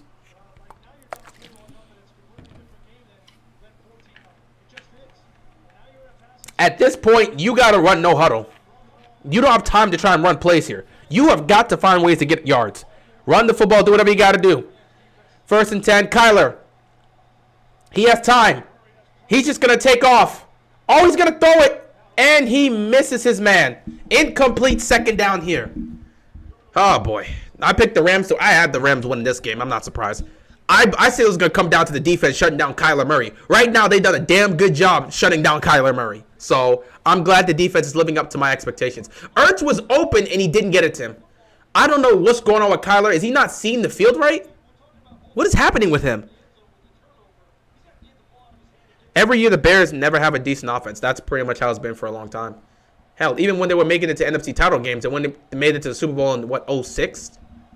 They still didn't have a good offense. 2nd and 10. Oh my God! Oh! That is so lucky. Moore had more. Okay, so Kyler threw the ball to Moore. It went through his hands, got into the defender's hands, and he almost picked it off, and Moore was able to steal it. That was about to be a 2nd pick for Kyler. Holy crap. Edmonds making plays. He picks up another 1st down. He might be too short to see it. Bro, it was a clear field. Wow, that was almost picked off. And Moore was able to find that football and get that back. Yeah, they had Rex Grossman as their quarterback. Yeah. Everyone remembers that. Everyone remembers Grossman. We all knew the Bears weren't going to win that.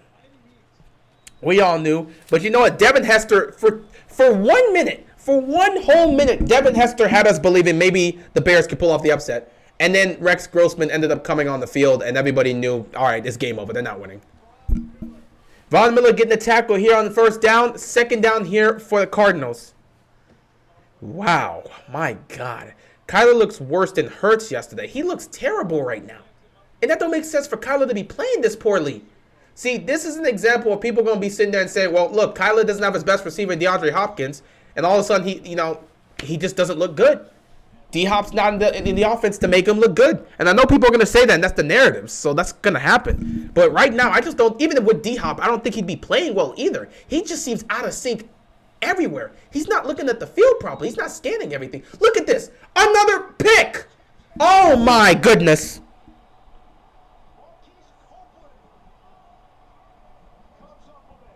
Two picks for Kyler. This is an atrocious playoff game.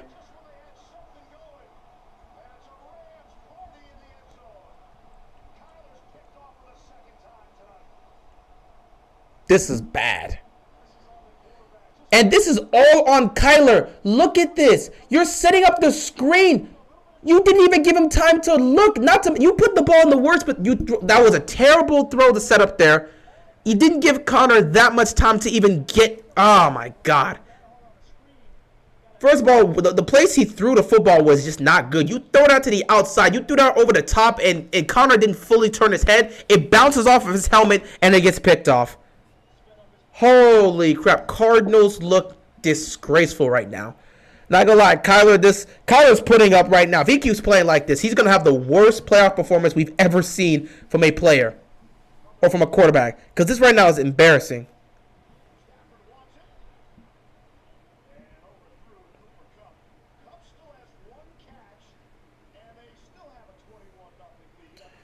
This is wow. This is something different. This is something different. How did my team lose to them? How did you lose to the Cardinals? Well, I mean, didn't you face off against the Cardinals? I don't know. Cowboys choked, but I don't remember. Was this before or after the Kyler injury? If you faced off against it, well, maybe it was during.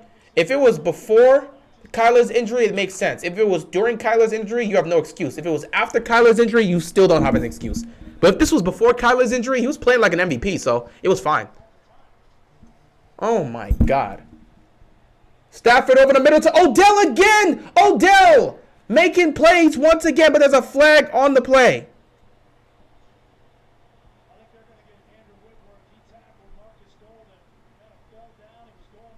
Wow. Holding on the offense. Odell, that was a huge game, but that's coming back. Whitworth screwed you over on that one. Kingsbury is good in the first half of the season. I mean, yeah, it was after his injury. Oh, you got no excuse then. You have no excuse if it was after his injury. Worse than Donovan McNabb versus the Panthers. It could turn out like that. It could. It could, depending on how. At this rate, it could. It could. Must suck to be a Cardinals fan right now. Obviously, they're down 21-0. Kyler's look garbage. Obviously, I already know how some people on Twitter going to look at this, but, we ain't going to worry about that. Oh, my goodness. That was a great stop right there. Going to get rocked here on 2nd and 20. 3rd and long coming up here for the Rams. At least if their defense can make a stop, maybe you get something going.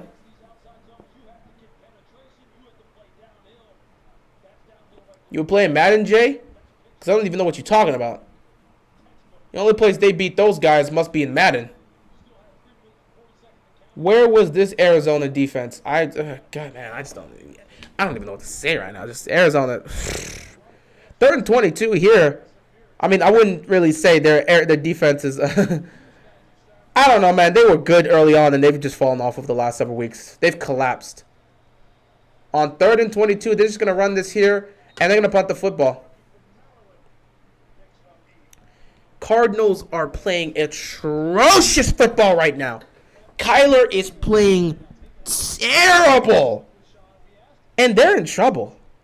They're in trouble, man. They are actually in trouble. We are in trouble. We are in trouble, man. We are in trouble. We are in trouble. What is this? Off topic, but Malcolm Butler, if he had a bad practice before the biggest game of your life, did he really... Wait, what? But Malcolm Butler, if he had a bad practice before the biggest game of your life, Did he really expect to? Not. Oh, talking about Belichick's decision. Start not trying to defend Belichick. I mean, again, that was the decision he made. I don't know. There were a lot of things that went into that, and I'm not fully clear on that. We're still not fully clear.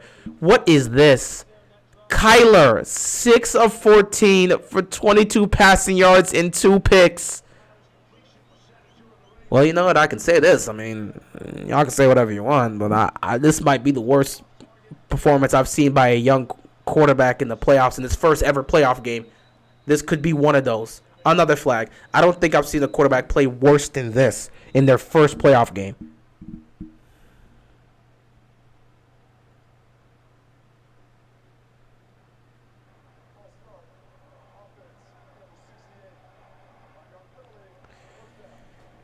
Murray's looking like a rookie backup. He looking awful right now. He is looking awful right now.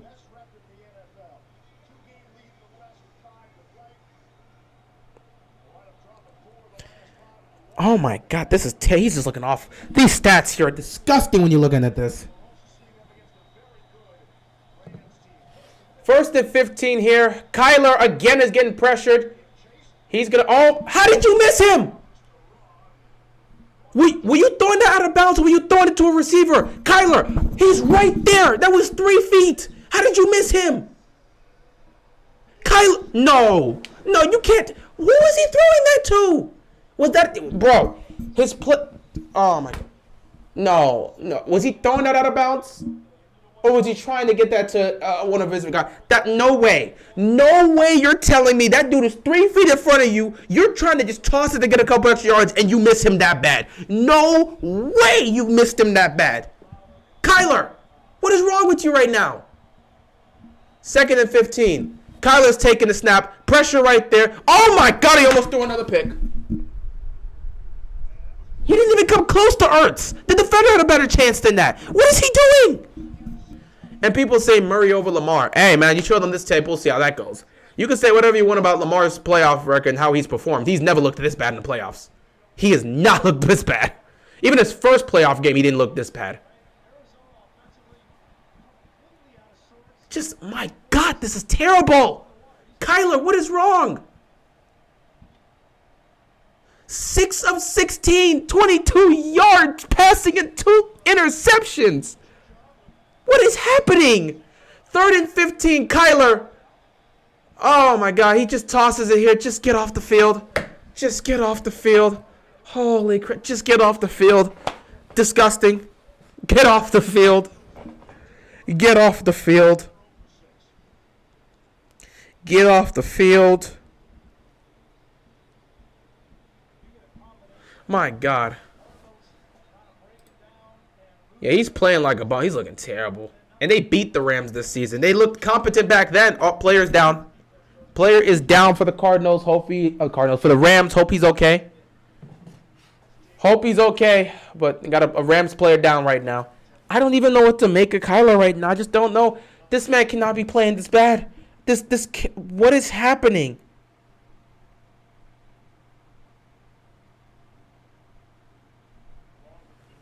In Lamar's first playoff game, he wasn't inaccurate in throwing interceptions. He was just stripped hella times. He had like 2 to 3 touchdowns, though. Yeah, in his first playoff game, I mean, the first half, I remember people saying, oh, the first 3 quarters, he played the worst game there and all this other stuff. But I'm like, bro, I never thought I was going to see. I saw Lamar play that game live, and honestly, it just seemed like he was very raw and they couldn't really do much. They were very limited. But that was a rookie Lamar. Kyler was in the MVP conversation this year. Oh, my God.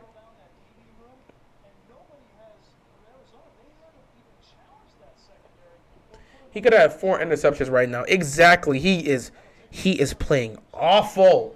He looks awful today. I don't even know what to make of this. He just looks awful. 21-0. Kyler has played like garbage, and I'm just shocked. I'm actually shocked right now.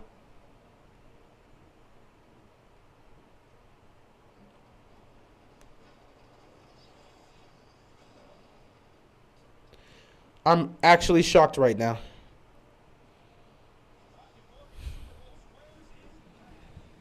Put in Trace. Oh, yeah, Trace is there, so they could do that. I mean, Dallas screwed Dallas. Vince McMahon. Oh, he looks like Dwayne Haskins. He just looks inaccurate everywhere. He's missing everything. I mean, it's just been bad. It's just been bad. It's just been bad. It's just been bad.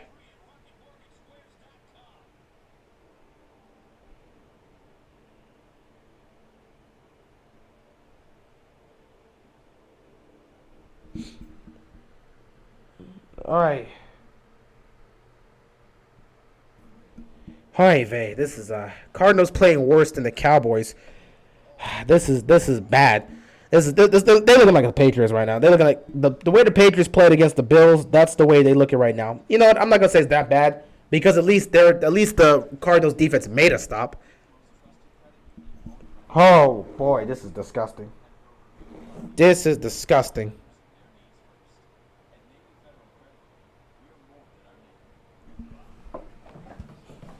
Oh boy, this is bad. This is bad.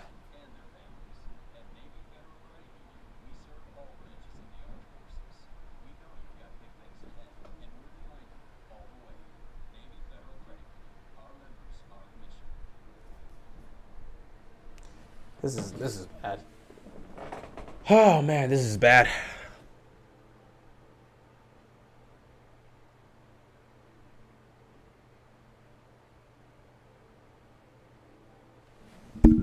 Cardinals got to figure something out, man. Cardinals, they can't play like this, man. You just can't play like this. If they can't get anything going, they'll have a chance. At this point, you just got to hope your defense can do something. I don't know.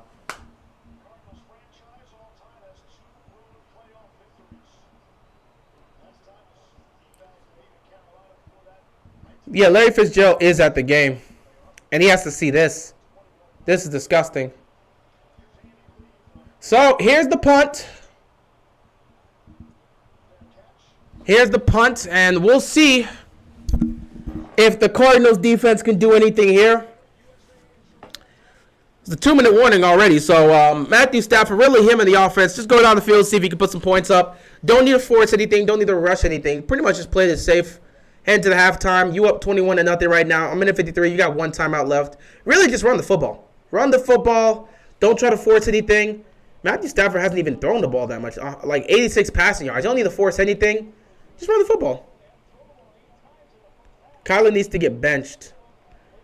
He's got to bounce back, man. You can't bench. If you bench him, it's really over at that point, and they know it. 1st and 10 here. They're going to hand this ball off here. You just got to keep running the football. Just got to keep running the football. Sony Michel continues to run the rock nice. Remember when people thought Lamar's not bad for a running back? Yeah, me too. Switch him out with Kyler Murray. He's a better fit for the job. That's a whole different system. That's a whole different scheme. We're not even going to try to deal with that. And again, throwing him in here right now doesn't exactly guarantee they'd be able to get everything done right now. You just don't know. 2nd and 2. Defense making a stop here. Defense making a stop here. 3rd down. Clock continues to tick. Under 1:20 here. All you really need is the Cardinals defense to make one more stop. You still have all 3 of your timeouts. Just don't give up any plays here. 3rd down at 5. Do not give up a 1st down here, and you'll be fine.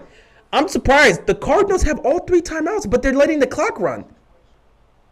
What are they doing? Why are they letting the clock run? You have all 3 timeouts. You don't want to have a chance to potentially get the ball back and see if you can do something? Have you given up already? Do you just want to get into halftime? Wow, they just given up. 3rd down and 5 here. Stafford takes the snap. Looking, firing, dropped.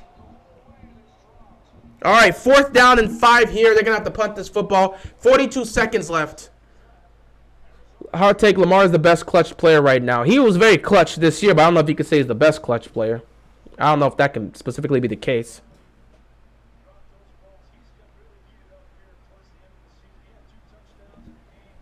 Like, I wouldn't say it right now, but like, oof. So they have to punt this ball, 42 seconds left.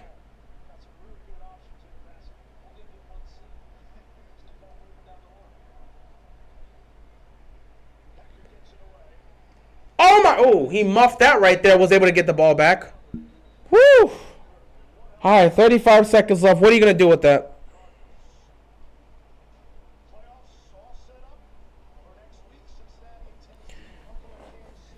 What I meant by that is Lamar Jackson's better fit as a quarterback, so I wasn't trying to insult him. Why would I want to insult my favorite quarterback? Or you just say he's a better fit? Yeah, it was a muff punt. They were able to get it back. Honestly, I don't even know if they want to do anything at this point. The way they were playing that clock, it just seemed like Cliff just wanted to go into halftime. But it's surprising. I don't know. Kyler looked like Jamarcus Russell. He's just looking inaccurate all around. They're going to run a draw play here. Obviously, Rams are going to sniff that out. And I don't think the Cardinals want to try anything here. Yeah, they're going to let the clock run. They want to go into halftime. Down 21-0. They want to try to go and reevaluate themselves. I cannot believe how they played so poorly here in the first half. This was terrible. Kyler looked god-awful. He's gifted the defense 7 points. He's thrown another pick. He hasn't really completed the pass over 5 yards. I don't believe so. Oh, boy. This is disgusting. And with that, we are heading into halftime. The Rams are dominating this game. They are up 21-0. And what makes it worse for Cardinals, the Rams will receive the second half kickoff, so they could continue to do more damage. Matthew Stafford's been okay here, but this defense has terrorized Kyler. We'll see what happens in the second half. I will see you guys then.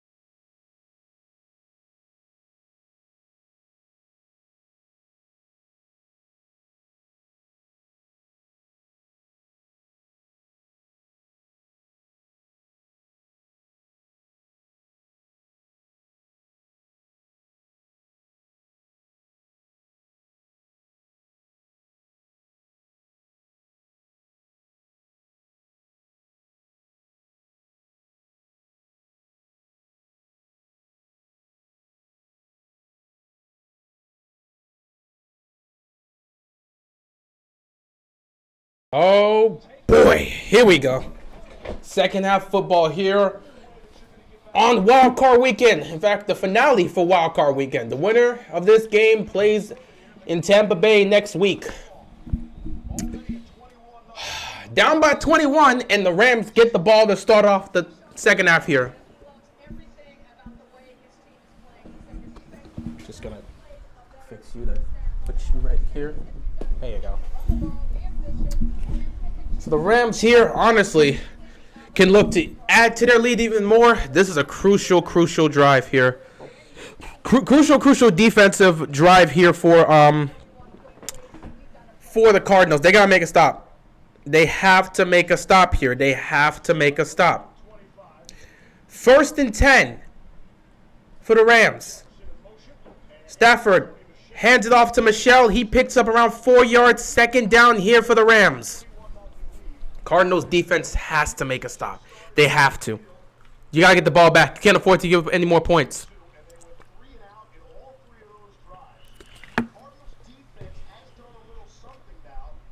Meanwhile, the Rams got to make sure they don't get stagnant offensively. One thing they have not done is gotten Cooper Kupp involved. I believe he has only 1 catch in this game. So Cooper Kupp needs to get involved a little bit more. And we'll see. They'll probably try to utilize him here in the second half. 2nd down here, Sony Michel gets the ball. He's going to run. He's going to pick up more yards. He's going to be around 2 yards short. 3rd down coming here for the Rams. This is where the Cardinals need to make a stop. You got to make a stop here. Got to make a stop here if you're the Cardinals. You got to get the ball back to your offense. You got to find a way to put some points up in some fashion.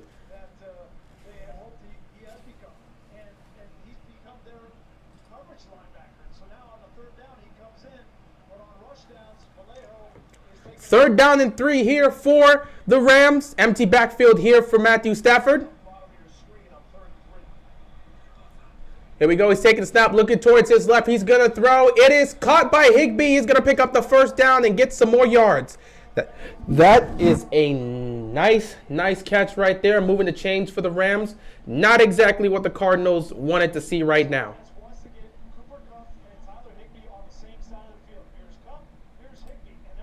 Not what you wanted to see.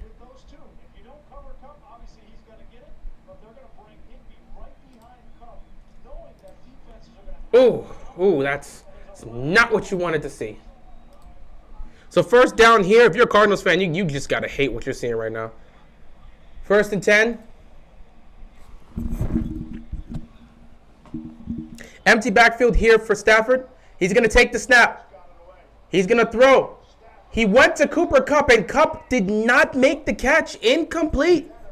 Okay, you don't really see Cooper Kupp dropping a lot of passes like that. All right, 2nd down and 10 here for the Rams. Ooh. Yeah, Cooper Kupp doesn't drop those type of passes.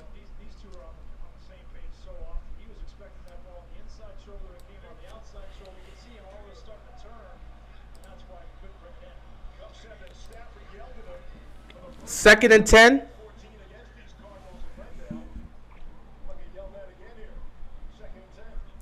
Stafford takes a snap. Quick throw here to Odell. Odell's not going to get much here. They covered that up nice. Cardinals making a stop right there. 3rd down coming up here for the Rams. Cardinals defense knows they got to make a stop here. They got to be able to slow them down here. It's been bad. It's been bad if you're a Cardinals fan. You got to hate what you see from your team in the first half. You got to hate what you see from your quarterback in the first half. That was disgusting. 3rd down and 8. Stafford has all time. He's going to launch it downfield. Flag comes in. Incomplete. This could be on the Cardinals defense. That could be roughing the passer. Ooh, they're going to call a hold? Holding on the defense. Wow. Holding on the... I'm surprised they didn't call a personal foul right there, but he still gets a penalty. Holding on the defense. That's going to be a 5-yard penalty. Yep, that was a hold right... The tug. A slight tug of the jersey right there.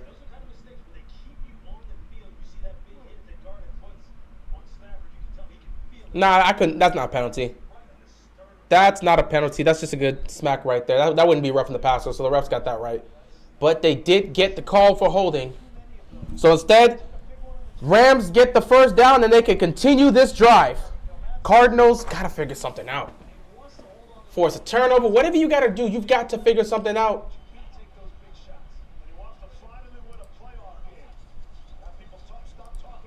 Oh, they're doing a trick play with Odell. Odell, man, wide open. It's caught. Wow. Trick play. They throw the ball to Odell. Odell throws it down the field to Akers, and they connect. I haven't seen Odell have that type of play thrown to him since his days with the Giants. That's a huge play right there. Akers is just lurking. He kind of breaks free. He starts lurking. Oh, that's the last play. But you got Akers lurking down the sideline. They throw it to Odell, and Odell just puts it up. He was wide open. Nobody came near him. Nobody came near him. Here we go. Empty backfield here. 1st and 10. They're at the 11-yard line. Things are just going from bad to worse for the Cardinals. It's getting piss poor at this point.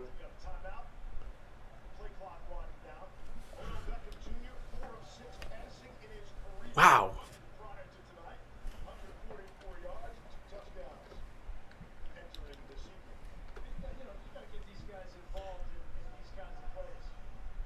This is crazy, man. Wow.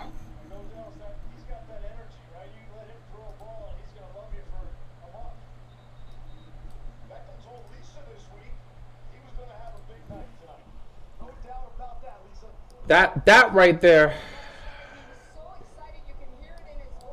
That's a big one right there, man. That's a big one. That's a big one. Cardinals, I don't know what to tell you at this point. I have no idea what to tell you. At this point, all you can really hope for is your defense stops these guys and you only give up a field goal. Here we go. 1st and 10. Stafford rolling to his right. He's going to throw to Cooper Kupp. Cooper Kupp's going to try to make a move. He's going to be tackled. Picks up a couple yards. 2nd down here for the Rams.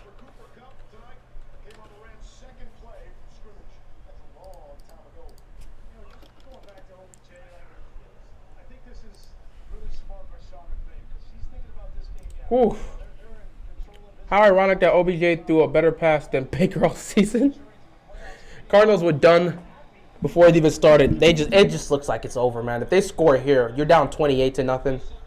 Oh boy, if that happens, it's over. 2nd and 6 here, empty backfield. Stafford takes a snap, they're setting pressure. He throws. It is caught. Cooper Kupp. Touchdown Rams. This game is over. 27-0. Oh my God. Take the L out of lover. It's over, brother. This is wow. Wow. 27-0. Rams. This game is over. This game is over. Why did the Cardinals get to the postseason just to embarrass themselves like this? This is over. This is over. You're going to need a couple pick sixes from Matt Stafford to get back in this game, but it's over, man. 27-0. It's going to take a miracle for the Cardinals to come back in this game. I expected these playoffs to be a competition for wild card, but I was wrong. There's been 2 good games. There's been 2 competitive games. The Bengals and Raiders and the Niners and Cowboys. Those are the only ones. Patriots and Bills, that was a blowout. Steelers and Chiefs, that was a blowout. Eagles and Bucks, that was a blowout. And now we see this one, Rams and Cardinals, that was a blowout. So it turns out the Niners-Cowboys game was the best game, because this one right here might actually go down as the worst. At least if they can't get anything going on offense and they go scoreless in this entire game, that will be truly embarrassing. Oklahoma aren't good at producing quarterbacks. Right now we're watching them in the NFL. One has, I don't know what to say about that, man. It's just looked bad. It has looked bad. Despite the fact that 3 of their quarterbacks went #1 pick in the last decade. Yeah, but, you know, they've been productive. But Kyler's not a bad quarterback, but right now he is playing pitiful. He has been pitiful all day tonight. Cardinals be playing worse than the Patriots. How the hell is that possible? I mean, it's very possible. You just don't play well at all offensively. You just don't play well at all offensively. Sam Bradford in 2010, Baker in 2018, Kyler in 2019. Oh boy, this is sad. This is really sad. What a pathetic playoff game. Wild card weekend only had 2 good games. That is unfortunate. That is truly unfortunate. 2 good games. Wild card weekend. Wow, that's unfortunate right there. That is truly unfortunate. At this point, I don't even know what Kyler and the offense can do. You're down 4. Yeah, you're down 4 scores. It's 28-0. What do you have left at this point? Running the football, like, you don't have time to really be doing that. I don't know what the Cardinals do from here. I really don't. How do you even... What sort of game plan can you come up with when you're down 28-0? Like, what sort of game plan do you have that can help you out in these type of situations? I have no clue.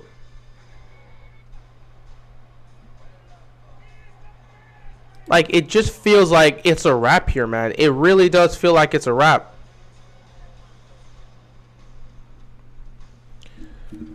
Whew.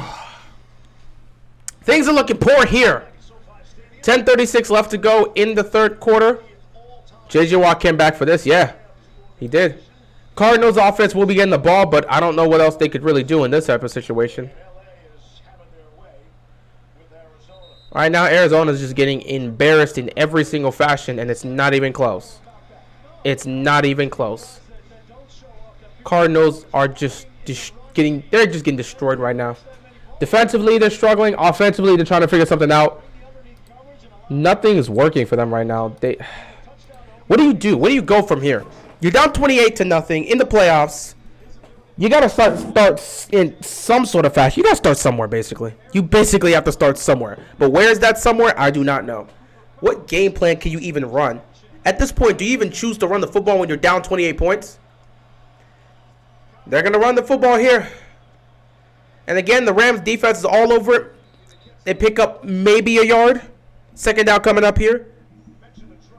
I'm going to get secondhand embarrassment from watching the Cardinals play. This is just sad. It's honestly just sad. It's honestly just sad.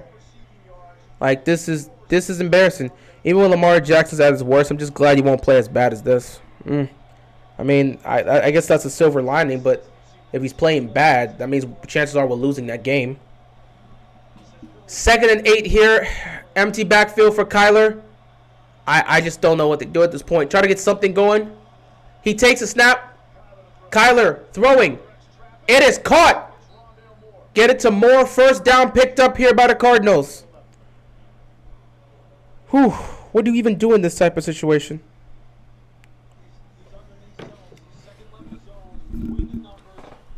Wow. Before that catch, in the first half, his deepest connection in the passing game was 1 yard. 1. That was one of the worst first halves we've seen by a quarterback in the playoffs. That was terrible. But at least he's already produced more here in this one drive so far than he really did pretty much the entire first half, if we're going to be honest here. 1st and 10, they're going to run this football here, pick up around 2 yards. Second down here coming up for the Cardinals. Dating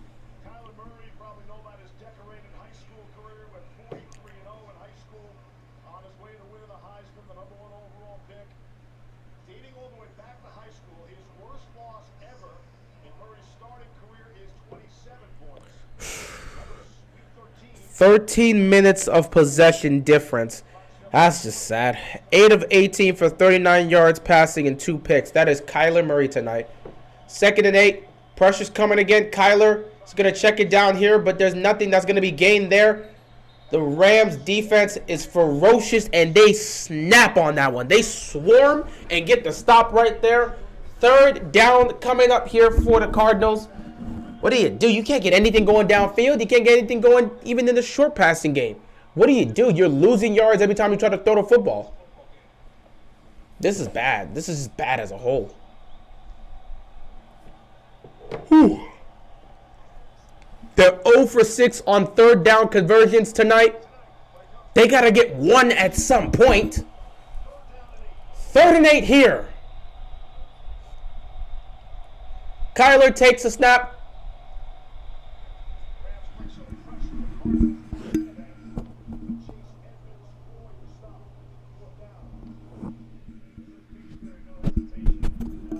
So it was okay. It's clear that they decided instead that they were going to go for it on 4th down. Because why the hell would you run a draw play on 3rd and 8? I guess he was setting up for 4th down. 4th and 4. Miss this and basically you can call it a season. Kyler, nothing there. He's going to take off. He's going to pick up the 1st down and he's going to take a shot. But he does pick up the 1st down and somehow their season is still technically alive. Because if they don't convert this here, the game is over. Like, they're down 28-0. You give them the ball in your territory, the game is possibly over. It's been weird how Kyler hasn't been trying to take off tonight. Like, he's been staying in the pocket and just missing dudes. 1st and 10 here for the Cardinals at midfield. Kyler takes a snap. Quick throw here. Gets it to Kirk. He catches it. And, wow. What was that?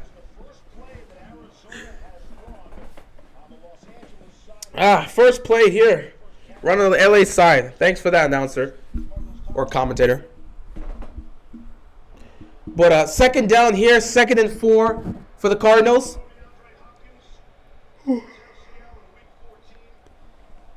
Yeah, not having DeAndre Hopkins is definitely hurting them right now. Not saying that they would be up in this game. I still think they'd be losing, but that would really help out in moments. 2nd and 4. Ooh. They stopped Connor there. He should be short. 3rd down here. What? 3rd and inches? With DeAndre Hopkins, they were 8-2, 30 points a game, and 66% team efficiency, red zone efficiency. Without him, they're 3-4, 21 points per game, and 48% efficiency. Yeah, bro, this is not a good look. This is not a good look. Because with D-Hop there at the top, without D-Hop, woo, it looked awful. And in some of those games, Kyler's played, such as tonight. So it's really looking like without D-Hop, they can't perform offensively. So D-Hop really looks like their offense. 1st and 10. Edmonds is going to pick up around 2 yards. 2nd down here for the Cardinals. Them still trying to fight back. They had people hyped up mid-season saying they were the best team just to go outside in the playoffs. You know, they lost. Oh, it is what it is. 2nd and 8 here. They got to push the tempo. Kyler taking a snap. He's throwing downfield. He finds a man in the soft side of the zone. Gets it to Christian Kirk right there. 1st down picked up. They're inside the red zone. Can they get some fight. Oh. They fighting. Bro, chill out. They ain't fighting. They're actually just pushing. They just pushing. Frustration showing up by the Cardinals trying to get in it with these players. But just be careful. Nah, forget that. Be careful. The Cardinals, if they want to fight, let them fight. With the way the Rams are playing, you're moving on to the divisional round. You can't afford to have anything happen to Aaron Donald at this point. Don't end up having to lose Aaron Donald over something dumb. There's got to be a penalty on both sides.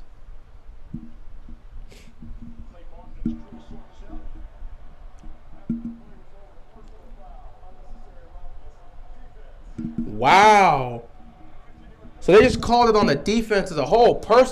Personal foul on Aaron Donald after the play. Okay. When did I become a professional instigator? Oh, trust me, you've never seen me instigate. If you want to see me instigate, I don't do that with anybody other than my homies, but that right there was not me instigating. Trust me, if I really wanted to instigate, that's an entirely different discussion.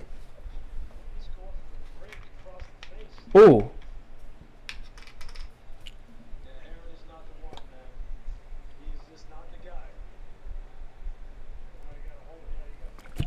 Oh, wow, I didn't see that. Aaron Donald ripped this man's helmet off.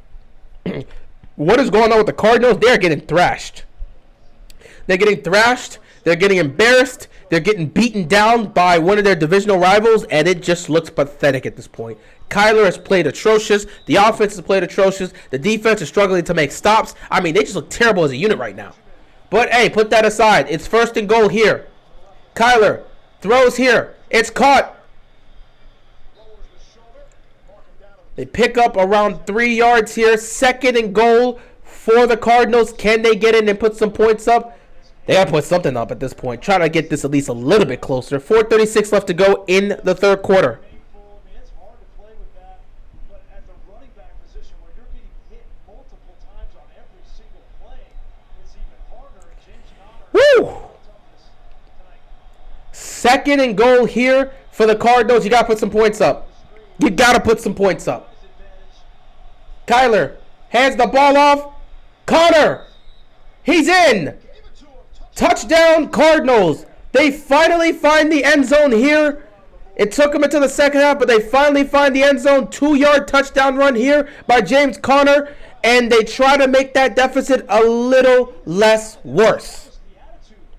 Aaron Donald loves getting in fights. Cough, cough, punching offensive lineman.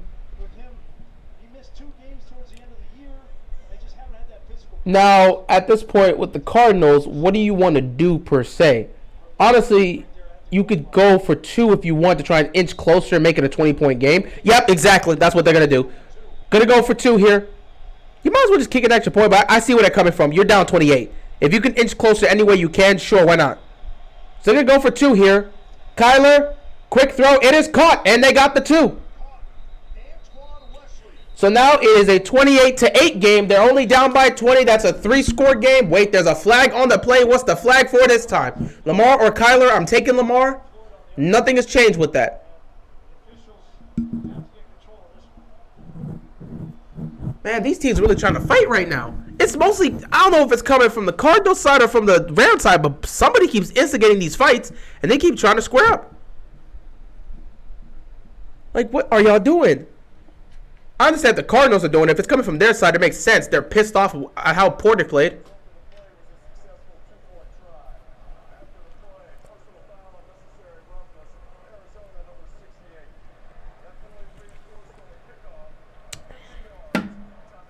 Wow. So this time, the penalty, the personal foul came from the Cardinals side instead of the Rams side.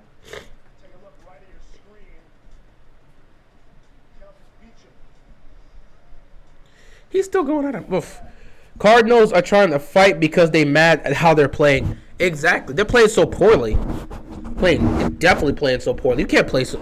Bro, you playing this poorly in a playoff game? Shoot. Cardinals can't do nothing but fight. At this point, I mean, that's all they can really do. Well, fight on the field and then fight, like actually try to throw hands.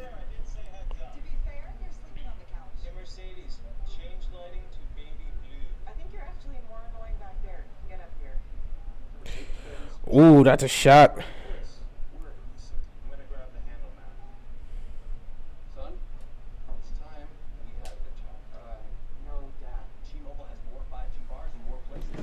Who is better throwing the ball, Lamar or Kyler? For me, Kyler.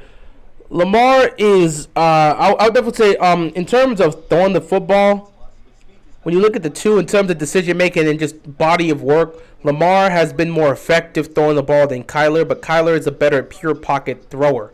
So in terms of a better pure passer, if we just talk about just pure passer, who's better? Kyler. But who's more effective? Lamar.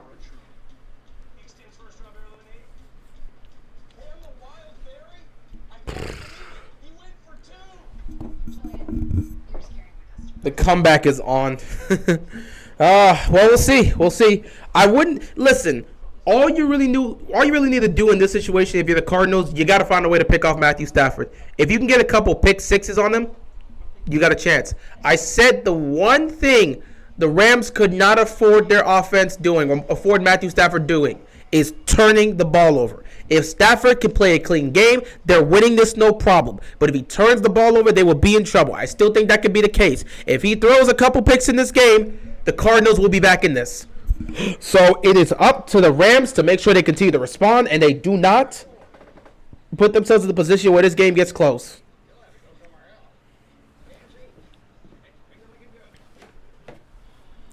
4:11 left to go in the third quarter, and it's a 20-point game here. So now it's up to the Cardinals to go out, the Cardinals defense to go out there and try to make a stop, get the ball back, and see if they can make this a 2-possession game. All you can do is try to inch closer and closer. That's all they can do at this point.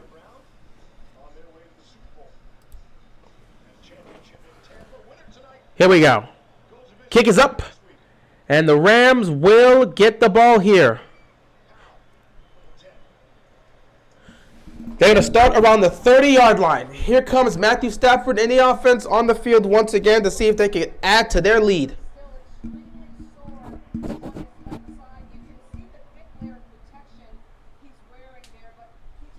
If Kyler throws another interception, Cardinal fans will choose violence every time they hear football. I doubt it. They'll be disgusted and disappointed, but they're not going to go get violent over that. If Lamar was playing how Kyler is playing right now, he would get crucified and bashed and get memes and called out of his name. I mean, they're doing that with Kyler right now on Twitter. So, I mean, it's not even just the Lamar thing. They're doing that right now with Kyler on Twitter. Go check Twitter and see what they're showing about Kyler. You know they're making short jokes, right? They're saying, well, he's throwing those picks because he can't see the field. Aaron Donald's bullying a little kid. Go look at what's happening on Twitter. So it's not like this man isn't getting crucified. He's getting crucified. They've been doing this with Kyler. So he's getting crucified right now. Don't doubt that. You'll be seeing all the short jokes that are there and all the jokes of him being the child. Now Aaron Donald just slowly abusing. I saw some of them during halftime. Trust me, they're there. He's getting clowned right now. It's not about if Lamar was this. This is different. If this was Patrick Mahomes playing like this, I understand where you're coming from. But Kyler gets smoked just because of his size. So trust me, they have been clowning him on Twitter right now. It's not just it's not just a Lamar situation in this case. Kyler is getting clowned right now on Twitter. 2nd and 6 play action here. Stafford going deep downfield. He connects with Jefferson. And they get down inside the 25-yard line. Another big play for this Rams offense. This Cardinals secondary cannot make a stop. You cannot give up this. You can't. And you were holding too. You held the jersey right there. You still got beat. Oh, my goodness. First target for Jefferson. First catch, and it goes for 41 yards down the field. 1st and 10 inside the 25 for the Rams here.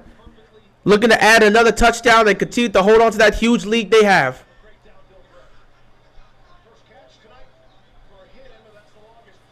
Here we go. 1st and 10, handing the ball off here. Getting it to Akers. Akers is fighting. Picks up around 8 yards here. 2nd down for for the Rams. Damn, imagine holding and still getting beat. He grabbed that jersey and still got beat.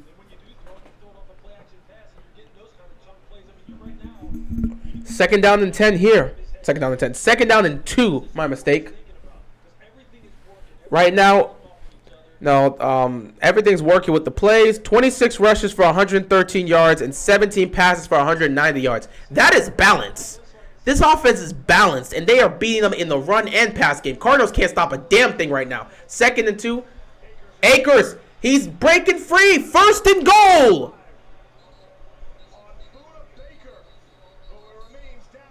Oh, no. Buda Baker's on the floor. Oh, God, he's hurt. I hope he's okay.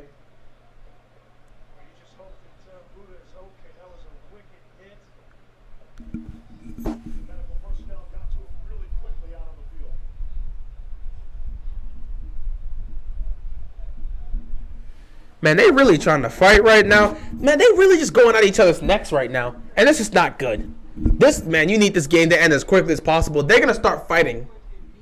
They shouldn't let kids play in the NFL, bro. This is what happens when they see exactly what I'm talking about. These are the type of jokes Kyler's getting right now on Twitter.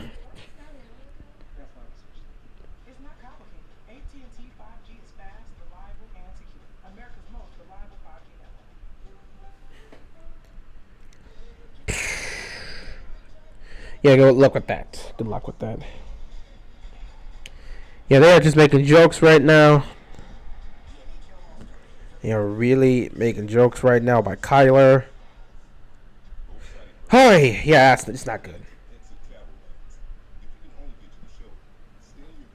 Well, at least Buddha gets hurt right at the end of the season. Dude, that's not good to say. Come on, man. At least he got hurt at the end of the season. No, how about just not getting hurt? How about he doesn't get hurt? Well, hey, at least he got hurt at the end of the season. Whether it's getting hurt at the end of the season or getting hurt early on, that doesn't matter. We are in the present time, and that man is on the floor. Injuries are injuries. How about we just don't get hurt? You can't be saying, well, hey, I know you broke your leg, but at least you broke your leg after you got that recital done, right? Like, bro, come on. You still broke your leg. That's not a good thing. It's no silver lining that makes it positive there. You're still hurt. Oh, don't worry, bro. You completely dislocated your arm and it's half broken. But hey, you won that boxing match the other day, so you're fine.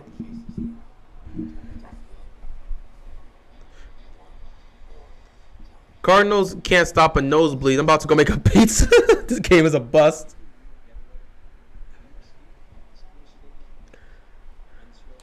This one high school coach said, if you holding and still get burnt, you should just change position. I don't blame him. I don't blame him for saying that. If it's consistently happening, you're not going to make it in the NFL playing like that. I've seen people say worse on Twitter right now. Bro's getting violated. Pretty much. I mean, bro, come on, man. Don't say that last part. What's wrong with you, man? Well, Kyler's not larger than life physically and mentally. Come on, bro. What is wrong with you? What is wrong with you? He's being a menace right now for no reason. But Buda Baker's still down. Yeah, they got the stretcher out here. It was a head injury. It was a collision right there. It was bad. Well, George, what did you miss? The Cardinals scored a touchdown, got the 2-point conversion. Rams got the ball back. They're down inside the 10-yard line. It's 1st and goal. However, Buda Baker did get injured. He's still down on the floor, and now they've got the stretcher out for him, and things do not look good. He's done for the game, obviously. And he might be heading to the hospital. It's just, well, not might. He's heading to the hospital. They're putting him on the stretcher. He can't move right now. Oh! Buda Baker takes a shot to the side. Oh, it was head-to-head contact, and his head kind of rolls on the turf. That is bad. That's a neck injury right there.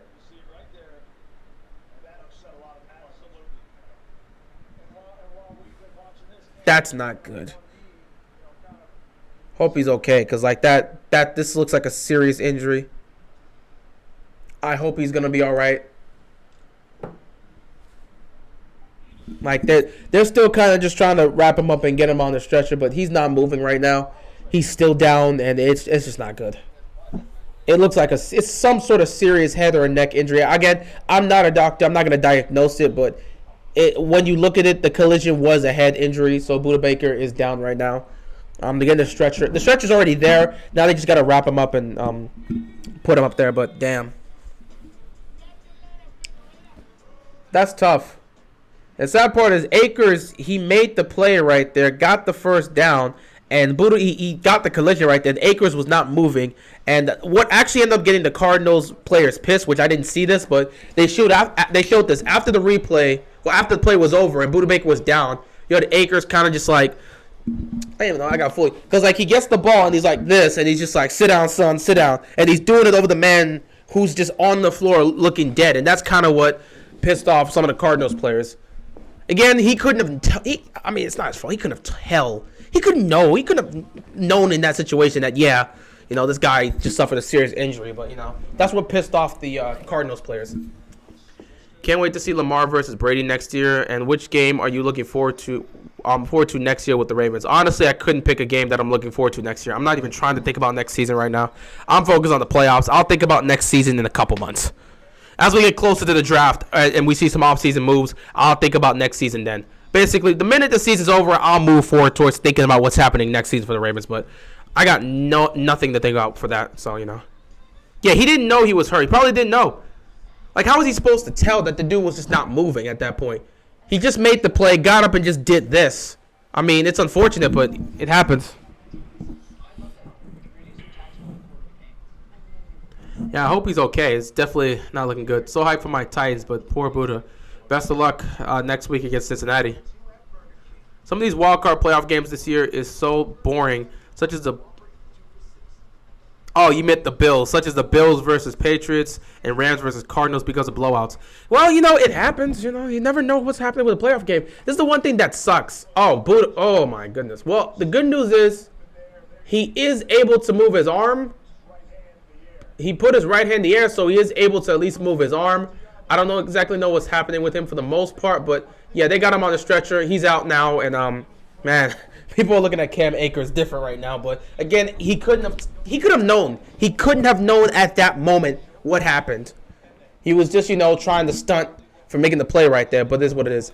All of these games have been blowouts. Well, I mean, everyone except 2 ultimately ended up as, the case because of the comebacks. 2nd and 11 here. Stafford's going to take off himself. And he's going to come close to picking up a first down. Which, yeah, that's just how it's been. The Bengals-Raiders game wasn't really much of a blowout right there. But the Raiders did have to make a comeback, and they almost pulled it off, and unfortunately they weren't. Meanwhile, the Cowboys and the Niners, that slowly became somewhat of a blowout, but they also made a comeback, and it is what it is right there. You saw that Stafford run Lamar Jackson who? Come on, man. You ain't got to bring Lamar into this. Just let Stafford be Stafford. You ain't got to bring Lamar and make that, Lamar Jackson who? Nah, Lamar Jackson at home right now with his family. Matthew Stafford's playing the playoffs. Don't have to bring up Lamar in this. Let's say Matthew Stafford showing off he got some speed. You ain't got to bring Lamar into this situation. 3rd down and 1. They're going to hand the ball off here. Oh! J.J. Watt makes that stop there on 3rd down, so it's going to be 4th down here. And looks like they're going to most likely kick a field goal here. Tom Brady, the best runner ever. I mean, you could say that. Honestly, you could say that. You could spin it because quarterback sneaks technically count as quarterback rushes, and Brady's the best at quarterback sneaks. No one's better at quarterback sneaks than Tom Brady. So if you count that, technically you could say he's the best runner. You could play mental gymnastics with this and say, well, who's better at quarterback sneaks than Brady? You couldn't pick one. Okay, so if he's the best at quarterback sneaks, and quarterback sneaks technically count as quarterback runs, then the 3rd quarter's over. Wow, this game's going by fast. So technically you could say that.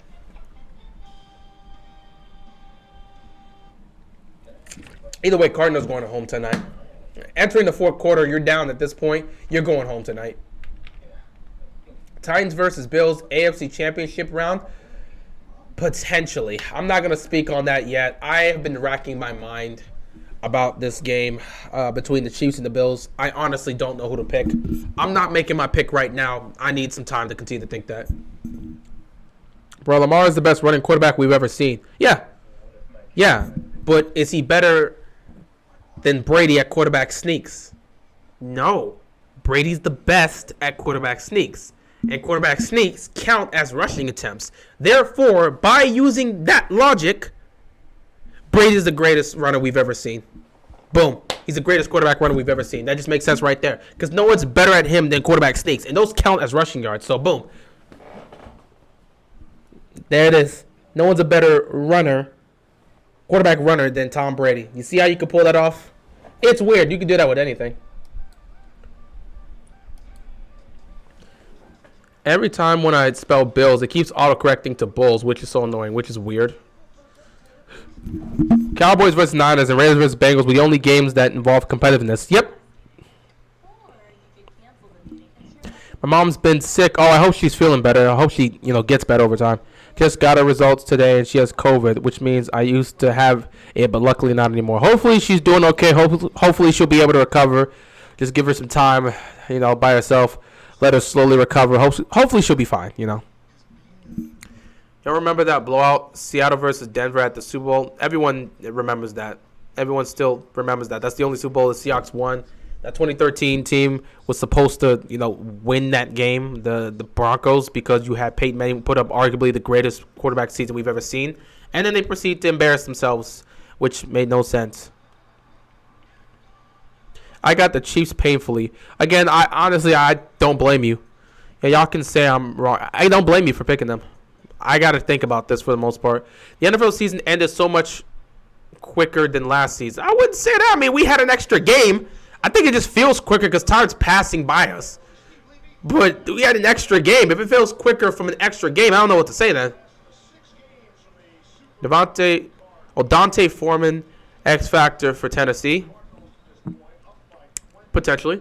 Anybody can do a quarterback sneak. It's easy. Lamar is so elusive and slippery, and it's hard to juke and adjust your body when moving at full speed. Absolutely. But at the same time, if you're the best at something and nobody can beat you, then doesn't that automatically make you the best? He's the best at quarterback sneaks. Anybody can run the football. Anybody can try to pull off a juke. Doesn't mean you'll be successful at it. Brady is consistently successful at quarterback sneaks. No one is better at sneaking the football than Tom Brady, and that counts as a rush. So if he's the best at quarterback sneaking, which is one of the categories in rushing yards, couldn't you make an argument and say he's the best? You could definitely make an argument for that. That's just how, analytics work. You can definitely make an argument. Matthew Stafford, 11 of 15, 157 passing yards, and 2 touchdowns. But the best one here, 0. And I repeat, 0 INTs. This is exactly what you need to see from Stafford if this team wants to go far in the postseason. What's sad is that Tannehill and Garoppolo are, as quarterbacks, have more playoff wins than Dak, and those two aren't even better than Dak. It is what it is. It's about the team, and it's about how you perform. Not every elite quarterback is going to be able to perform well in the playoffs, and not every solid quarterback is going to look trash in the playoffs. It depends on how you perform, and it depends on how the team is as a whole. So it is what it is. If you had to pick one team to win the Super Bowl, who would you? Easy, Packers. If I'm picking a team, Packers. I've been very, very consistent with this. Every time my team either fails in the playoffs or doesn't make the postseason, I immediately sit back and say, all right, A-Rod, what are you and the Packers going to do? Y'all going to be in the Super Bowl this year, right? So, yeah, Packers. I always switch over to Packers, and it's going to be the Packers again this year. I expect them to get to the NFC title game again, and maybe they rematch with the Bucks, or maybe the Rams go over there and pull off the upset. Either way, the NFC title game is going to be in Lambeau Field. That's just how I see it. And whether or not they're going to get a rematch against the Bucks, or this time they're going to face off against the Rams like I expect it to, it should be a fun one. 1st and 10, quick throw here. Gets it to Kirk. He picks up around 7 yards. 2nd down here. NFC Championship has their number. Yes, it does. Let's see if they break it. Or they may three-peat on failures. Let's see if they complete a three-peat choke or they actually break through. Tannehill's leadership and IQ is better than Dak, but stats-wise, no. You can make that argument. At least, in some cases you can, but the other cases, people will tell you that, he's not exactly the leader of the team. Obviously, we know that's King Henry. But it's not to, you know what? No, yeah, I would still say King Henry is the leader, but that's not a slight against Tannehill. Tannehill still has great leadership qualities, but we know the heart and soul of that Titans team is Derrick Henry. I think it could be a good game, but I think the Bills' defense slows down the Chiefs. I think it's Titans and Bills. Again, I'm not going to speak on my pick. I got a lot to think about here, and obviously that's going to be the game that most people look at and say, yeah, these two teams should play in the AFC title game, not here. Whoever wins this most likely is going to go on to the Super Bowl. That's the mindset most people are going to have. Though, the Titans aren't worried. They beat both these teams, so why should they be worried? Whether it's the Bills or Chiefs coming, what do they have to deal with the Chiefs coming in or the Bills coming in? They've beaten both of these teams in the regular season. They have nothing to worry about. And they're getting Derrick Henry back. So they really don't have anything to worry about. But a lot of people are going to look at the firepower and look at how they performed last week and say, yeah, the Bills and the Chiefs, the winner of that game is most likely going to advance to the Super Bowl. They're going to take down whoever's in the AFC title game, but we'll see.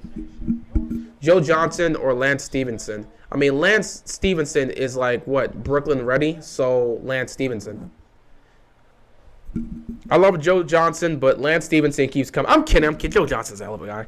But, Lance is just entertaining for me. How good is that Bills defense? That's going to be the question. That is going to be the main question. And I'll speak on that when I give my preview video for that, because that's going to be the main difference in this game.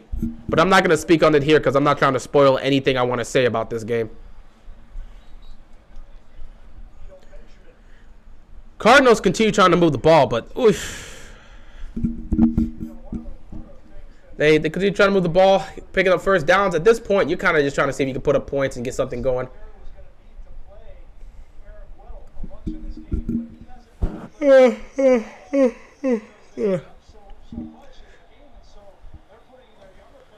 First and 10. They're in Rams territory, honestly. They're not really playing that much here, being nearly that aggressive. Kyler takes the snap, throws over the middle. It is caught by Ertz. Picking up the first down here. They're going to continue to try and keep this tempo up. Even the Packers' defense is a lot better than last year, and Kevin King doesn't get any playing time anymore, which is good for Green Bay in the playoffs. You think Aaron Rodgers gets MVP again? He's going to have a lot of consideration. It's coming down to him or Brady. I think it's going to be either him or Brady that wins the MVP, and we'll see. We'll see. But it's coming down to him or Brady. And I think Aaron Rodgers may end up getting it. So he may end up being a 4-time MVP, potentially. But I think Brady also has great consideration. So it's coming down to him or Brady. First and 10. Nothing gained there on the run game. Second down here for the Cardinals. Yeah, so they got Buda Baker here in the ambulance. And yeah, they're going to head over to a hospital. Hopefully he's okay. I'm sure they're going to give us a diagnosis if this game's still going on. We'll hear about it later, you know. But Buda Baker is leaving right now in an ambulance.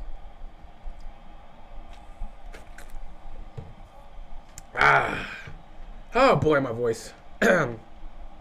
Imagine if Tom Brady had his own documentary called Don't Need Bill.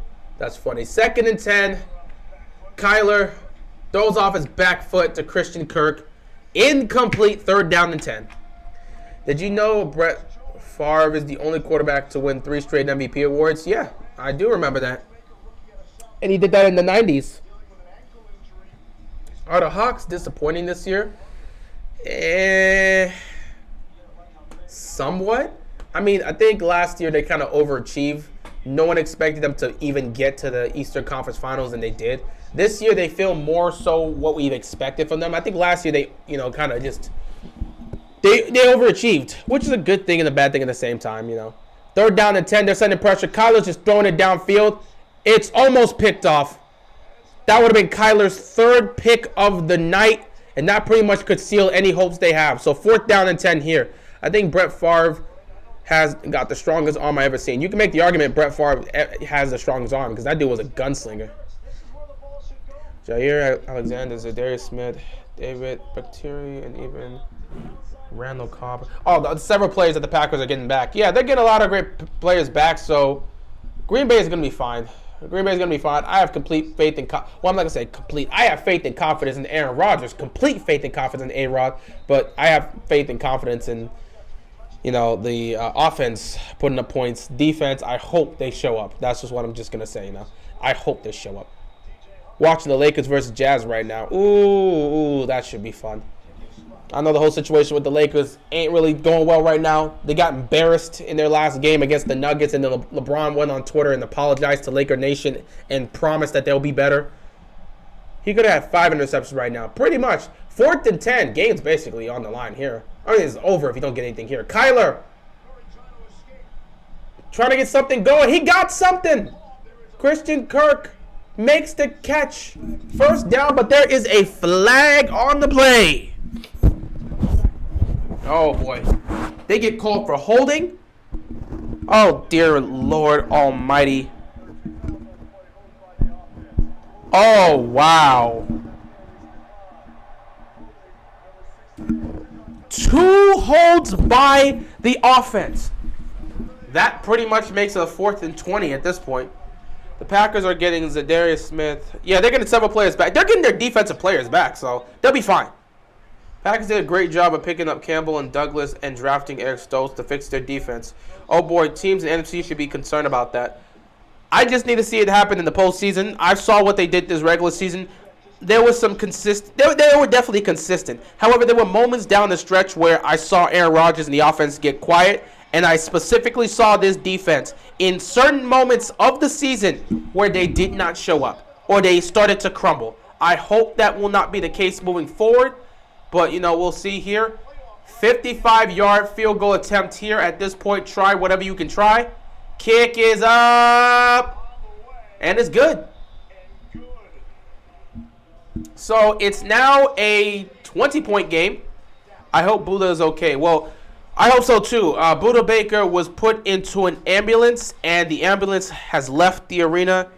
the arena, it's not basketball, has left the stadium, and they're heading to the hospital now. I'm sure we'll get an update regarding his situation either later on in this game. Actually, no. Most likely we'll get an update later on tonight or early tomorrow or something like that.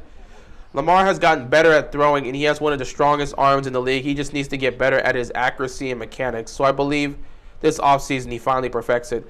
It's more so it's not an accuracy issue because, you know, you want to see somebody that doesn't have accuracy. Take a look at what Jalen Hurts did in the playoff game. That's somebody that was not throwing with accuracy. Lamar doesn't have an accuracy issue. He has a consistency issue. He's very accurate. There are plenty of moments where you can see Lamar be very accurate with the football. There are plenty of moments where you see him throw his receivers open. So he's shown the accuracy. His issue is consistency. And I've said this for the last couple years. It's just consistency. If he can be consistent, then you'll be fine. But again, no matter how much improvements Lamar makes, if Greg Roman is still the offensive coordinator, nothing's going to change that much, and they're not going to win the Super Bowl. So if you want the improvements to be made, if they're the Ravens, Lamar can spend this offseason working on himself, improving again, working with his receivers like he said he's going to. But the Ravens front office has to make a change at some point because Greg Roman's system is not going to get you any Super Bowl rings. It's not going to happen. It's going to be stagnant, and even if you bring back Lamar next year and he balls out and everyone's healthy, you're still going to end up losing in the divisional round to either the Bills or the Chiefs. So unless you make a change, prepare for what's going to be happening next year. And it wouldn't surprise me in the slightest. Aaron Rodgers has high IQ and great leadership. Yes, he does. He's the greatest thrower of the football, after all. Packers versus Rams NFC Championship game? Yeah. Packers and Rams in the NFC title game. That's what I predicted this year. I hope it comes to fruition. And since the Rams are heading to Tampa Bay next year, wow. Since they are heading to Tampa Bay next week, it could very well happen. If the Rams can find a way to get the job done against Tom Brady and the Tampa Bay Buccaneers, they can take on the Green Bay Packers in Lambeau Field for the NFC title game. Or if they can handle the Bucs and somehow the Niners upset the Packers, then the NFC title game will be in LA. And if they can win that game, they could just stay in LA for the Super Bowl. If the Cowboys have A-Rod, Brady, or Russell Wilson as their franchise quarterback, they would be contenders every year and show up in the playoffs. For some reason, Dak ain't that dude. He's similar to Tony Romo. You're going to put up a lot of great stats in the regular season, but the playoffs is just not happening. I don't know what else to tell you. I think Aaron Rodgers is the most relaxed quarterback I've ever seen in the pocket. He never gets nervous, and he has the best footwork in the NFL I've ever seen. That is true. Aaron Rodgers is everything but a great leader. The man does you could definitely say he's a great. He's somewhat of a great leader. You could say that. Now, in terms of his personality and his attitude, that's an entirely different situation. But the people that do follow him speak up for some of his leadership qualities. At the same time, while they do speak up for his leadership qualities, they'll also speak up for his selfishness, his behavior, his attitude, several things. So that man definitely has leadership skills, and he's a leader. But boy, his personality and his behavior does not rub people the right way. 1st and 10 here. They're going to hand the ball off to Cam Akers, and he's going to pick up maybe 1 yard. 2nd down coming up here for the Rams. I mean, the Rams have beaten the Bucs in the regular season this year, so it can happen. It can definitely happen. It can absolutely happen. It can absolutely happen. I could definitely see the Rams beating the Bucs, but I don't know if they're going to do it. I'll have to speak on that next week. That's also going to be another decision to make. This game isn't over yet. They still haven't won. I mean, yeah, this game isn't over yet. There's still 9.5 left to go in this game, so we'll see. I mean, the Rams have beaten them. Yeah. If Lamar was not the Rams, okay. If Lamar was not on the Ravens. Wait, what? 2nd and 9, Stafford. Just going to check it down here to Akers. If Lamar was not the Rams, he would win 2 Super Bowls already. I think he might not. Oh, if he wasn't on the Ravens, it was somewhere else. Oh, if he was on the Rams or somewhere else, he would have won 2 Super Bowls already. I don't think that would have been the case. I don't think he would have won 2 Super Bowls already if he was on another team. And I think he might not sign his contract because Giro is here and the fans are turning against him and don't have his back. This reminds me of LeBron. Again, Lamar has spoken on wanting to stay here at the end of the day, and he doesn't really want to move. So if it's a Greg Roman issue, the Ravens would be glad to fire Greg Roman if it's going to appease Lamar. If Roman's the problem, they're going to do whatever it takes to please their franchise quarterback. That's just how it is. Rodgers blames everyone but himself whenever they lose. That goes to his behavior and his attitude. But again, I've never played with the dude, but the people that have spoken about him in terms of his leadership skills have praised him. They've praised his leadership skills, they've praised his talents, but they've also spoken on his terrible attitude, his behavior, and overall how he likes to present himself, especially to the media. Because he has this better than you attitude. But in terms of his leadership qualities on the field, players have talked about it. I don't play with him, but the players that have, they have spoken highly about that. I think he's going to leave, and the team is not investing in Jim like everyone in the AFC is. Oh, they're not investing in him like everyone else in the AFC has done for their quarterback. Well, I don't think he's going to leave. He's talked about wanting to stay in Baltimore. I would be somewhat surprised. But, I mean, at the end of the day, I wouldn't blame him if they're not doing anything for him. But Lamar has been adamant in saying that he wants to be in Baltimore forever. So I don't think he's leaving. He told his teammates to speak highly about him. Okay, you could tell somebody to do something. It doesn't mean they have to listen to you. And last time I checked, Aaron Rodgers is not their parent, and he has no control over these people. Just because Aaron Rodgers said, speak highly about me, does not mean they have to speak highly about him. That's not how that works. So you could tell, I can tell you, man, go jump off a cliff. Doesn't mean you're going to go jump off a cliff. I have no control over your actions or what you say. He could tell them to do something. Doesn't mean they're going to have to. I mean, he probably going to tell Greg Jennings to speak highly of him. But Greg Jennings has always spoken about this man's behavior and how he has this better-than-you attitude. But he's also spoken for the talent and some of the leadership qualities he has. So he's never denied how great Aaron Rodgers is. But he just spoke of his selfishness, his behavior, his attitude. So, yeah. So a neutral zone infraction here by the Cardinals defense that just continues to embarrass themselves at this point. Titans have the potential to make the Super Bowl since they've beaten the Chiefs and Bills, who are contenders this year in the regular season with King Henry comes back. We'll see if they can hold up. Again, the Chiefs team you guys face off with is not the Chiefs team you guys will deal with when you meet up with them. As for the Bills are about the same, so you might be fine. But the Chiefs have definitely improved since that blowout loss to you guys. So they're definitely not the same team. Big Ben has been called out for his leadership. Yes, he has. Yes, he has. I don't think Super Bowl rings means that quarterbacks is the best of all time. Super Bowls don't make a quarterback. It's not even about the Super Bowl. It's about a whole entire body of work. Super Bowls mean a lot when you talk about all-time great quarterbacks. You gotta have multiple championships. That's just it. No one says you have to have 3, 4, 5, 6, 7. Cooper Kupp getting trying to break free. Gets up to near midfield. Nice play on 3rd and 3. But, yeah, Super Bowl rings definitely do play a factor into a quarterback's legacy and how they're ranked. When you're talking about all-time great quarterbacks, that plays a role. It doesn't play the only role. The whole body of work has to matter, but it does play a role. At the end of the day, they'll look at these all-time great quarterbacks and they'll talk about how many championships did you win? Okay, did you win any MVPs? Did you make any Pro Bowls? Were you on any All-Pro teams? They look at that. What's your touchdown to interception ratio? How many games did you win in your career? How many moments? They look at these entire bodies of work. So it's not just one specific aspect. And Super Bowl rings play a role. So it's not like it's completely irrelevant. They play a huge role. That's why people still don't talk about Dan Marino, despite the fact that he was the greatest thrower of the football until Aaron Rodgers came on the scene. He came so close.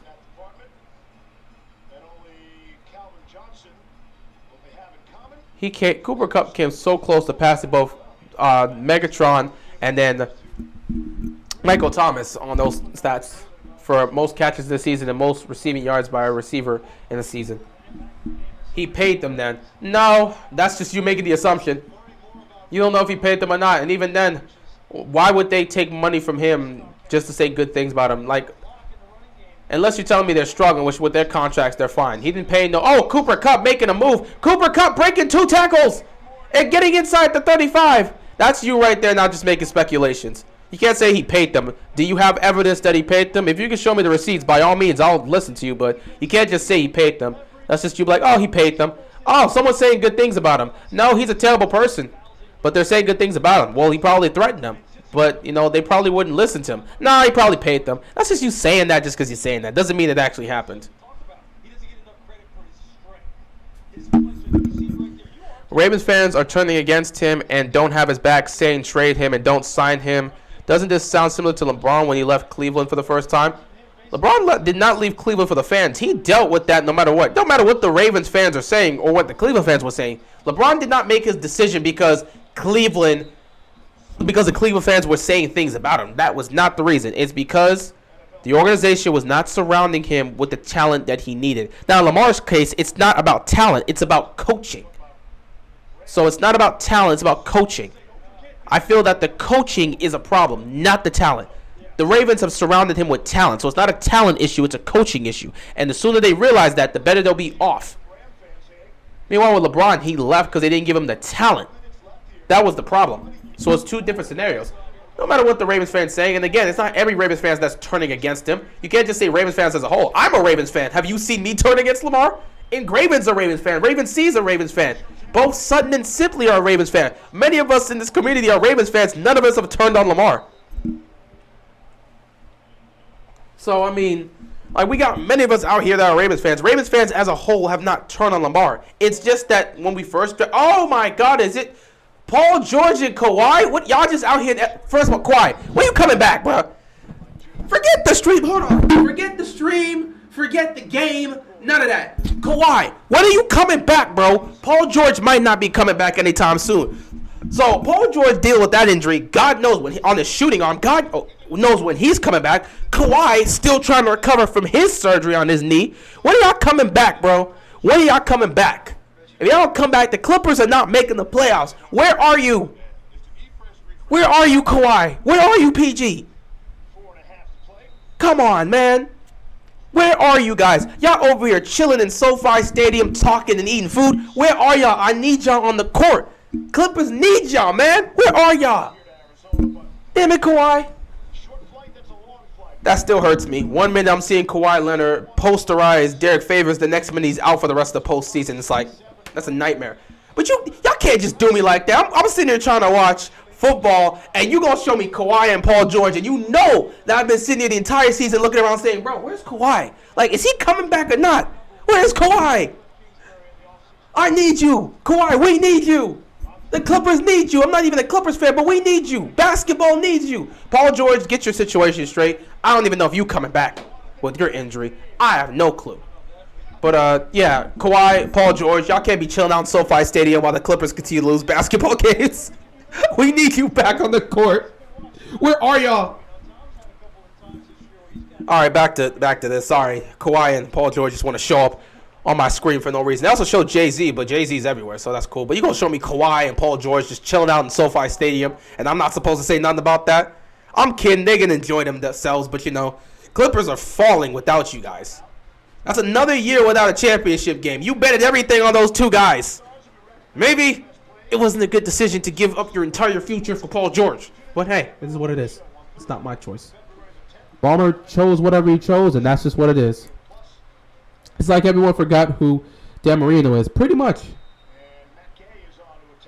I would say Bills win against Chiefs if Chiefs defense folds early, and I would say Chiefs win if defense doesn't fold early. I can see that. I hate Rodgers. Yeah, you clearly show that. Clearly you do. So your take wouldn't exactly be the most accurate take to take here because it's clearly coming from a biased standpoint. Do you think the Dolphins should stay with Tua? I would be fine staying with Tua. You have to see a huge level of development from Tua entering his third year. Like, if you don't see anything from Tua next season, at that point, maybe. But I'm never the type of person that wants to get off of a quarterback after 2 years. It's way too early for that. Marino won MVP in 84 and the comeback player in 94. Yes, he did. I don't like Rodgers at all. Yeah, for sure I can tell. 2016 Steelers. I'm the predator of the prey that is hiding. Okay. I haven't turned on Lamar Jackson. Yeah, I mean, not every Ravens fan has turned on Lamar. Simple as that.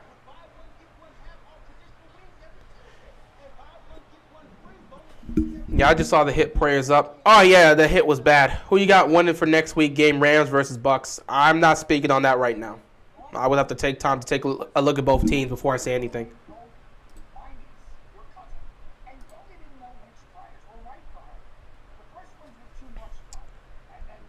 I think that the Chiefs in another year or two will not be that good because they can't keep affording all these players with them paying Patrick Mahomes all that money. Somehow they'll figure it out.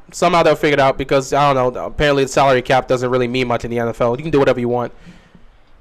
Kyler looking like Lamar in his playoff loss against the Titans. Completely different things. Lamar put up over 500 total yards by himself, and again, several drops were happening. Kyler's thrown 3 picks. I don't think he's thrown for 100 yards at all in this game yet. So those are 2 different things. Not even the same comparison. Kawhi and PG at the game. Yeah, Kawhi and Paul George at the game. They're just chilling, man. They're just chilling up in SoFi Stadium, and I'm sitting there thinking, like, bro, the Clippers need y'all. Y'all both injured. You understand? Y'all the stars. They have no chance to get to the finals if y'all not there. I'm not even sure the Clippers are going to make the playoffs this year without you guys. Kawhi might be coming back. Who knows? But Paul George may be done. Sorry, I don't know why I'm talking about basketball right now. I'm getting ready to talk about NBA for after football's done. Mahomes' money will look like chump change soon. New TV deal, and he's already restructured his contract. Dude comes from money and owns part of the Royals. He's set. He's pretty much good. Man is on Rodgers' nuts. Who, me? I would disagree with that statement. Oh, he was making the big bet. Okay, yeah, I got you. I think Murray has looked worse than Lamar in the playoffs. Yeah, you can make that argument here. Who do you prefer, Lamar or Josh Allen? That's a great question. I've always been one to say that I don't mind having either or as my quarterback. As a Ravens fan, no question I'm going to rock with Lamar Jackson. Based on what I've grown up and seeing and some of the players I enjoyed watching, I would say I would go with Lamar Jackson. But at the same time, I have no problem with Josh Allen. Josh Allen is one of the best young quarterbacks in the game. And again, at the end of the day, the only thing that's different between him and Lamar's resume for the most part, in terms of just looking at who's is better, Lamar has an MVP and Josh Allen doesn't. That's the difference maker. But if you're looking at it, Josh Allen, again, last year, put up an MVP campaign, got to the AFC title game. This year, threw for 36 touchdowns, got his team in the playoffs, won again, and now they may have another chance to get to the AFC title game. So, meanwhile, Lamar's sitting at home due to the injury. So, at the end of the day, Josh Allen's resume is going to start looking better than Lamar's if nothing changes in Baltimore. You know, if Josh Allen gets to another AFC championship game this year, honestly, you can look back and say, okay, Lamar's won an MVP, but this man's in the postseason playing crucial games in January, and he's getting to the AFC title game. Who knows how far the Bills are going to go? We just saw Josh Allen put up an amazing game, 5 touchdown pass in the playoff game. So, again, for me, Kyler going deep, and he almost gets picked off again.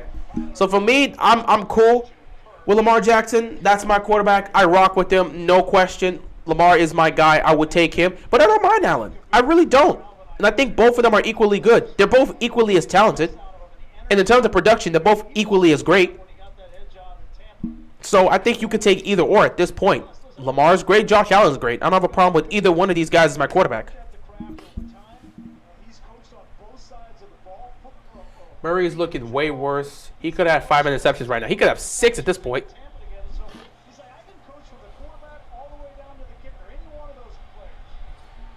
Oh, boy. This is getting nasty. 3:38 left, and they can go home. I personally would choose Allen. Don't blame you. He's amazing. Spectacular. I'm a fan of Josh Allen. I love his game. I like Dan Marino a lot for some reason. And Elway. They're both great. I think the Chiefs suck down the road. They might even have the injury woes with injuries we had. I mean, that's just making an assumption or a speculation, but it's not guaranteed to happen. But Lamar Jackson's way better than Allen. I would not say Lamar Jackson's way better than Allen. I would say they're about equally as great. Back to back, look at what Josh Allen has done. Look what he did last year. Look what he's done this year. That's 2 great years. Lamar has also had he's had 1 great year, and the following year he had a really good year. Only difference is Lamar's got the MVP. But if Josh Allen wins next week against Kansas City, that will be his 2nd AFC championship game in 2 years? And you don't give him credit? The man just threw 5 touchdowns and destroyed the Patriots defense. So, and yet you want to sit back and say Lamar is just way better than Allen? No, I look at them and say they're both equally great. They're both equally as talented, and they both accomplished a lot.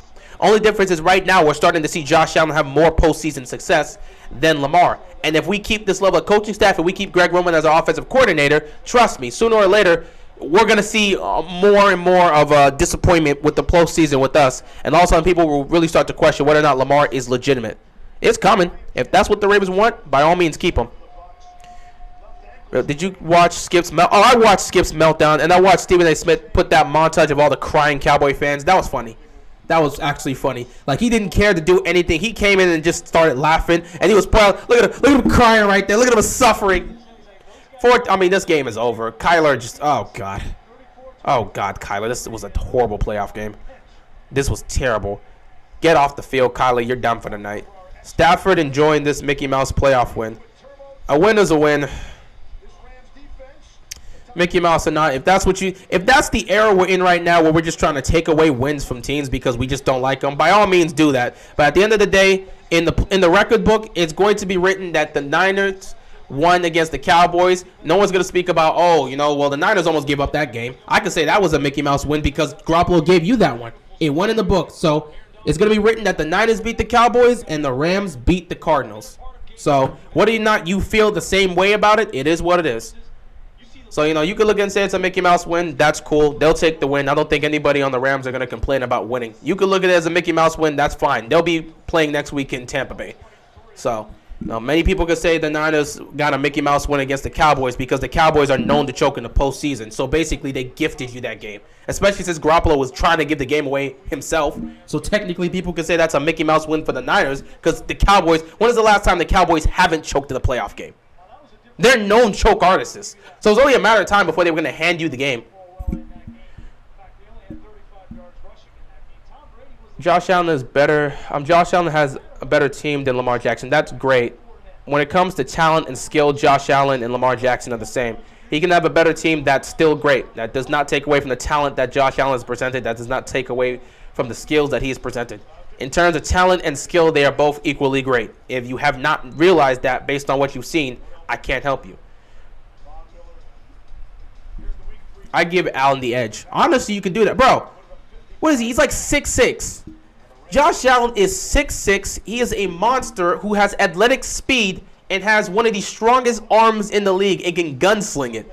Do you understand? He's a hybrid of what we were looking for back in the old days with the prototypical quarterback. A 6'5" dude that can stand in the pocket and launch the ball down the field. And in the mix of what we have today with the mobile quarterbacks. Like, literally. The only thing with Josh Allen was about him getting his accuracy fixed. If he got that fixed, it was a done deal that he was going to be a top player, top quarterback in this game. He got it fixed, and now he's considered one of the best quarterbacks in the game. So, yeah. I could see. Dude's 6'6". He's physical. He's tough. He could take these hits, and he can sling the ball with the best of them. When you look at the three best gunslingers in the game, Allen, Mahomes, Herbert. So, I could see. I wouldn't mind having Josh Allen as my quarterback. I love what I see with Josh Allen. I'm fine with Lamar as my quarterback. I love Lamar. As a Ravens fan, I'll take Lamar. As an NFL fan, I'm still fine with Lamar, but I can also take Josh Allen because I love Josh Allen. I love what I see with him. I love his game, and I love the improvements he's made. It's fine to say that. You don't have to be like, well, I'm a Ravens fan, so I can't praise the other quarterbacks. I'm a Ravens fan, but I'm also an NFL fan. And I wouldn't be here talking about football and paying attention to these other games if I only cared about the Ravens. I would just speak on the Ravens, and I would never talk about the playoffs.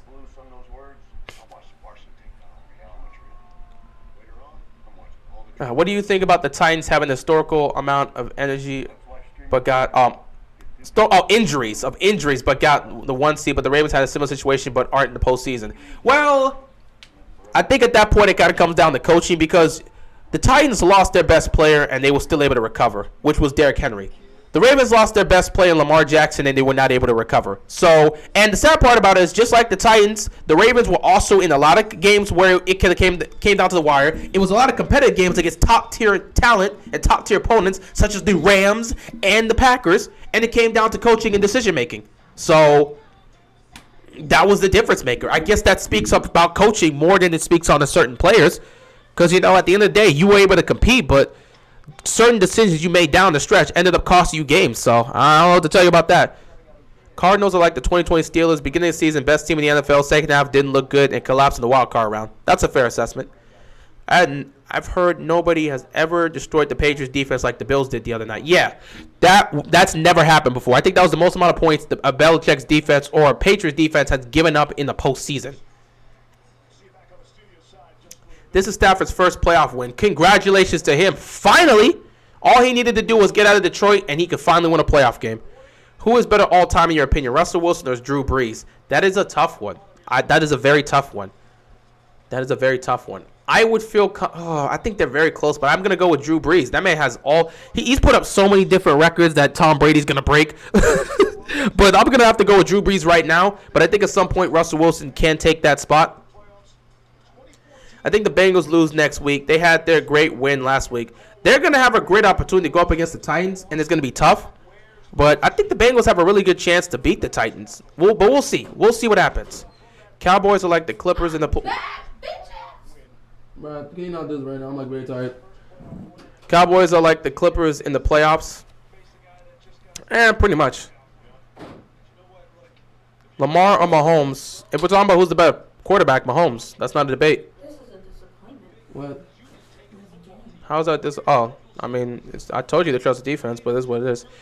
Yeah, before the Clippers are not the. Yes. Don't touch my stuff. Yeah. Relax. What? Relax. I'm just trying to take a seat. Yeah. Oh, you whore. Don't break that.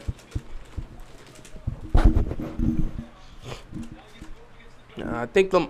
Oh, where was I? Yeah, before the Clippers are not the same team without Kawhi and Paul George. People pick them to win every year. When those guys play, ended up not making the finals. This is so facts similar to the Cowboys. You can make the argument they got the talent, but they're not showing up. Rodgers is top 3 gunslinger. You can definitely make that argument for the most part. I think Lamar can be better with better coaching and protection for Lamar and weapons everywhere and better play calling. Yeah, so basically fix the coaching staff. Cowboys' biggest pretenders, like always. What else is new? AFC South was garbage dope. Yeah, but I mean, at the end of the day, you win your division however you can. I don't give a damn how bad your division is. Let's not forget the 9-7 Giants won the Super Bowl in 2011. If you make the playoffs, you have a chance. Have you heard of Whippin being a Ravens fan? I did not know about that. I don't even know that. No, I've not heard that. Look at what Lamar does with less talent and worse coaching staff. Josh Allen has everything you need to succeed. I would actually say that is not completely the case because Josh Allen did not start with everything you need to succeed. In actuality, the person who started with everything you needed to succeed would be Mahomes. Josh Allen had to work through the system. Also, I feel like some people just like to take away from the improvements Josh Allen made. I don't care how much talent you throw at a quarterback. If he has not improved in this game and he's still bad, it's just going to be a waste of talent. At some point, we got to stop trying to take away from Josh Allen and acting like he became all of a sudden, he was trash. And then Stephon Diggs came, and he stopped being trash. The timings just match up. At some point, are we just going to give the man credit and say, hey, you know what? Maybe he worked on his game in the offseason and improved. He even talked about getting a new coach to work on his mechanics and all this other stuff. But we're just not going to give him the credit. Got to stop doing that, man. I think Lamar has an underrated arm strength. If he can become a true slinger next season, that's cool. I mean, if you look at him in college, the deep ball was what he did. Finally, this game is over. Kyler, get off the field. Everyone get off the field. Matthew Stafford finally gets his first playoff win of his career. All it took was for him to finally get the hell out of Detroit. Good on him. The Heat super team said the Heat are like sharks. Yeah, if they smell fear, they will eat you alive. That's exactly what we are. That's the mindset from Pat Riley to Eric Spoelstra to our players with Jimmy Butler in the squad. So I absolutely agree with that. So here we go. Next week, divisional round. Saturday, we got the Bengals and Titans. Then we'll have the Niners and Packers. And then Sunday, you'll have the Rams and Bucks. And then the Bills and the Chiefs. So it should be interesting. Which divisional game would be the best? I will not speak on that just yet. I'll speak on that more so this week in my preview videos. Jared Goff feeling jealous looking at the Rams. Hey, he got to a Super Bowl with them. I don't think he has to be jealous about anything. That got him paid. I don't think Rodgers is a gunslinger because he doesn't throw picks. No, I mean, he's still a gunslinger. Have you seen him throw the ball down the field? He's just the most accurate quarterback. Well, he's just the greatest thrower of the football, so he's so accurate when he's making those throws down the field. He just puts them in spots no one else can put them in. Yeah, he had a bad year in 2018, but he improved in 2019. He improved in 2019 and then improved in 2020, and then he stayed that way in 2021. It's just his numbers went down. Cardinals need a clean house. They don't need a clean house. They got the talent there. What they need to do is question his coaching.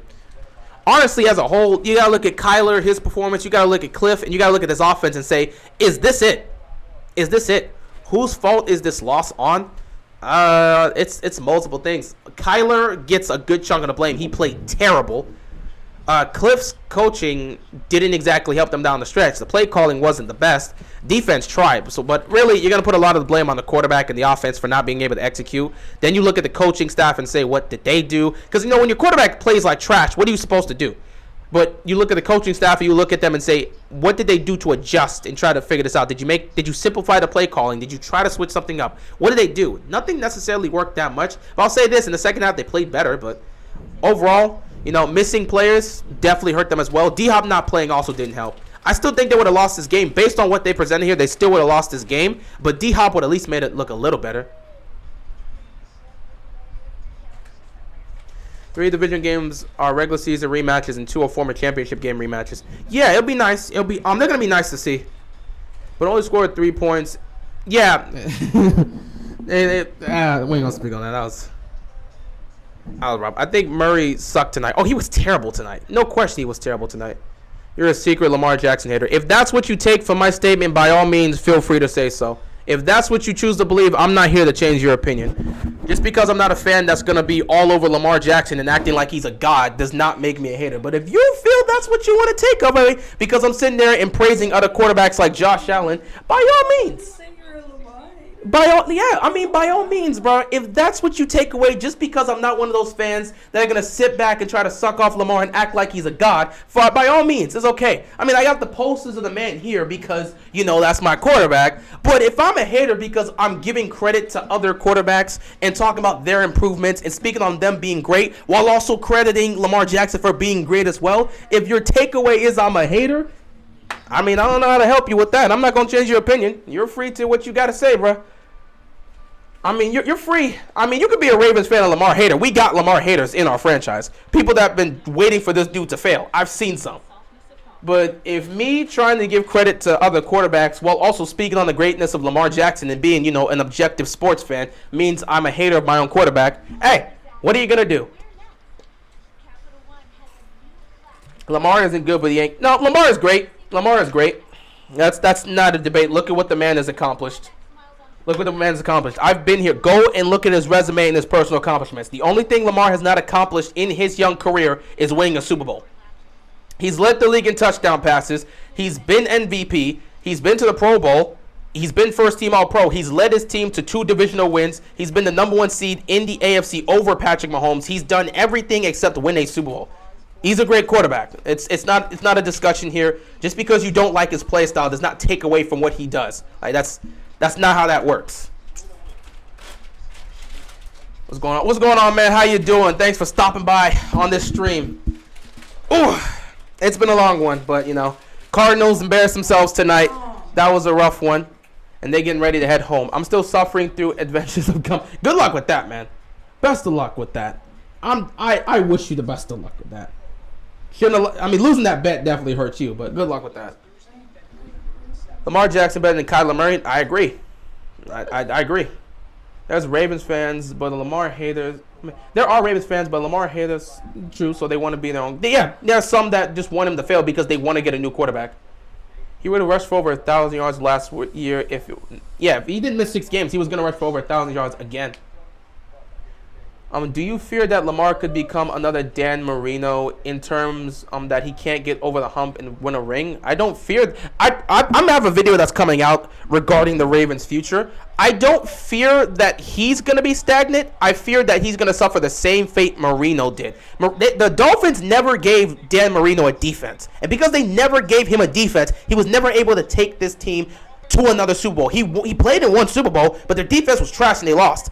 After that, he couldn't take him to another Super Bowl because they never gave him a defense. I'm afraid that they're never going to evolve this offense. They're going to stick with Greg Roman. They're going to be stagnant, and it's going to cost us moving forward. So I'll speak on that sometime this week, but I fear the organization is not going to put the proper coaching staff. They're not going to focus on trying to evolve this offense. We're going to be here next year complaining about the same offense.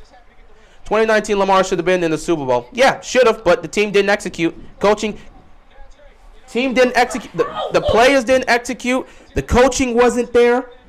Decision-making was poor all around. The team as a whole failed to show up. And Lamar tried to carry them and play a hero ball. Didn't work out.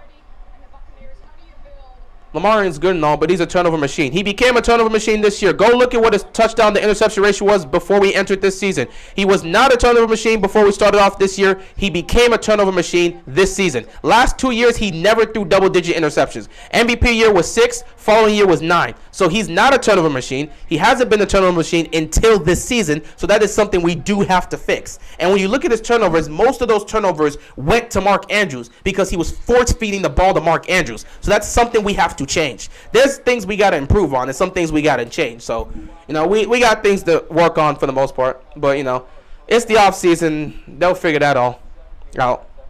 I thought the Cardinals will at least be competitive. Same here. But it is what it is. The Ravens would have won the division if Lamar would not. Yeah, if he didn't miss 6 games, you can make that argument we would have won. Because we definitely could have got 2 or 3 games off of Lamar. Lamar Jackson, best quarterback in the world. Give Lamar Jackson Stephon Diggs and see what happens. I'm not going to put Lamar Jackson as the best quarterback in the world. He's one of the best young quarterbacks in the game. He's a top 10 quarterback, no question. If you give him Stephon Diggs, he's going to put up numbers, but that does not make him the best quarterback. Aaron Rodgers, in my opinion, I look at Aaron Rodgers, I look at Tom Brady. These are the 2 best quarterbacks in the league. I'm not putting Lamar over A-Rod. I'm not putting Lamar over Tom Brady. And that's fine because I still love my quarterback. He's still top 10, and I'm one that can make an argument for him being top 5, though I can't make that argument this year. But I can make an argument based on his whole resume that he deserves to be in the top 5. But he's a top 10 quarterback. However, he's not better than Aaron Rodgers. He's not better than Tom Brady. So as simple as that, but he's still a great quarterback. Nearing 100 One Piece episodes and the season. Yeah, that's great. I'm glad you see you're enjoying One Piece so far. You've been doing nothing but watching TV shows.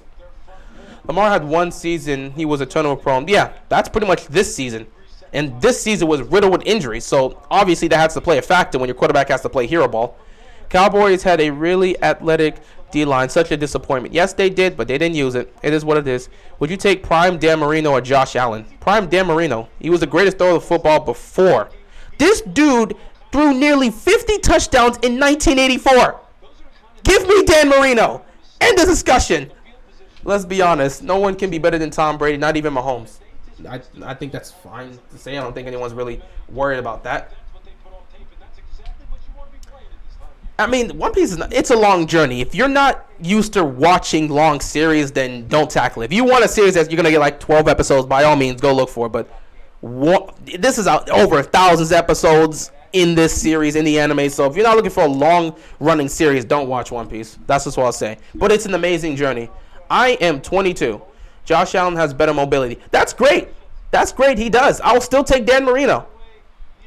Like I said, this man threw for nearly 50 touchdowns in the 80s with the way defense was playing in the 80s and the way they emphasized the run game in the 80s.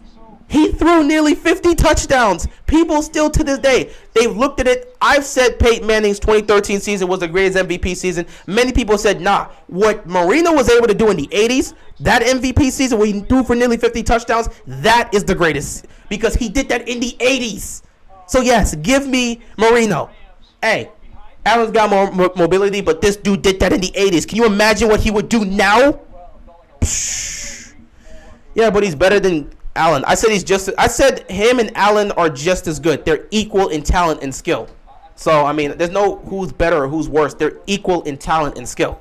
Look at what Allen brings to the table. Look what Lamar brings to the table. They're equal in talent and skill. That's just how it is. DeMar or Jimmy? You know I'm picking Jimmy Butler. That's not a debate. I think no coach or team ever has another dynasty like Brady and Belichick did. Yeah, you're not getting that again. In the 80s where helmet to helmet was legal and running was a lot. All they did was, running was the staple of the offense in the 80s. And defense could do whatever they wanted to the quarterback. He somehow pulled that off in the 80s. Shh. That's impressive, but I got to say Peyton Manning is the greatest quarterback I've ever seen. I agree. I agree. I put that as my GOAT. I agree. I don't know how that offensive lineman, number 78 on our team, didn't get cut, though. Oh, Villanueva? You know, I'm going to end it here before I get on Villanueva. This ain't the type of thing. But, yeah, Cardinals, DeMar or Lowry? Damn. I mean, DeMar DeRozan's a better player, but Kyle Lowry's a better Raptor. But, you know, if we're talking about better players, it's DeMar DeRozan. But if you're talking about a better Raptors player, that's Kyle Lowry. I think the 2012 Tampa Hey, Buccaneers, 1985 Bears. Oh, you mean the 2002 Bucks? The 2002 Bucks, the 85 Bears, the 2000 Ravens. They all had the best defenses I've ever seen. I agree. DeMar this season has been great. Jimmy is good, but DeRozan, I think, has been incredible. Oh, if you're talking about this season, I'll give you the edge. This season, DeMar DeRozan has been fantastic, and he's somebody that's in the conversation of MVP, but he's not going to win it, unfortunately. Marino could have thrown 60 touchdowns if he was in his prime today. Oh, imagine him playing in his prime today. That's a different situation. Oh, my goodness. Mario Kart Wii has so many blue shells. They do. I hate the damn blue shells. They're annoying, man. And they always targeting. Let me stop talking.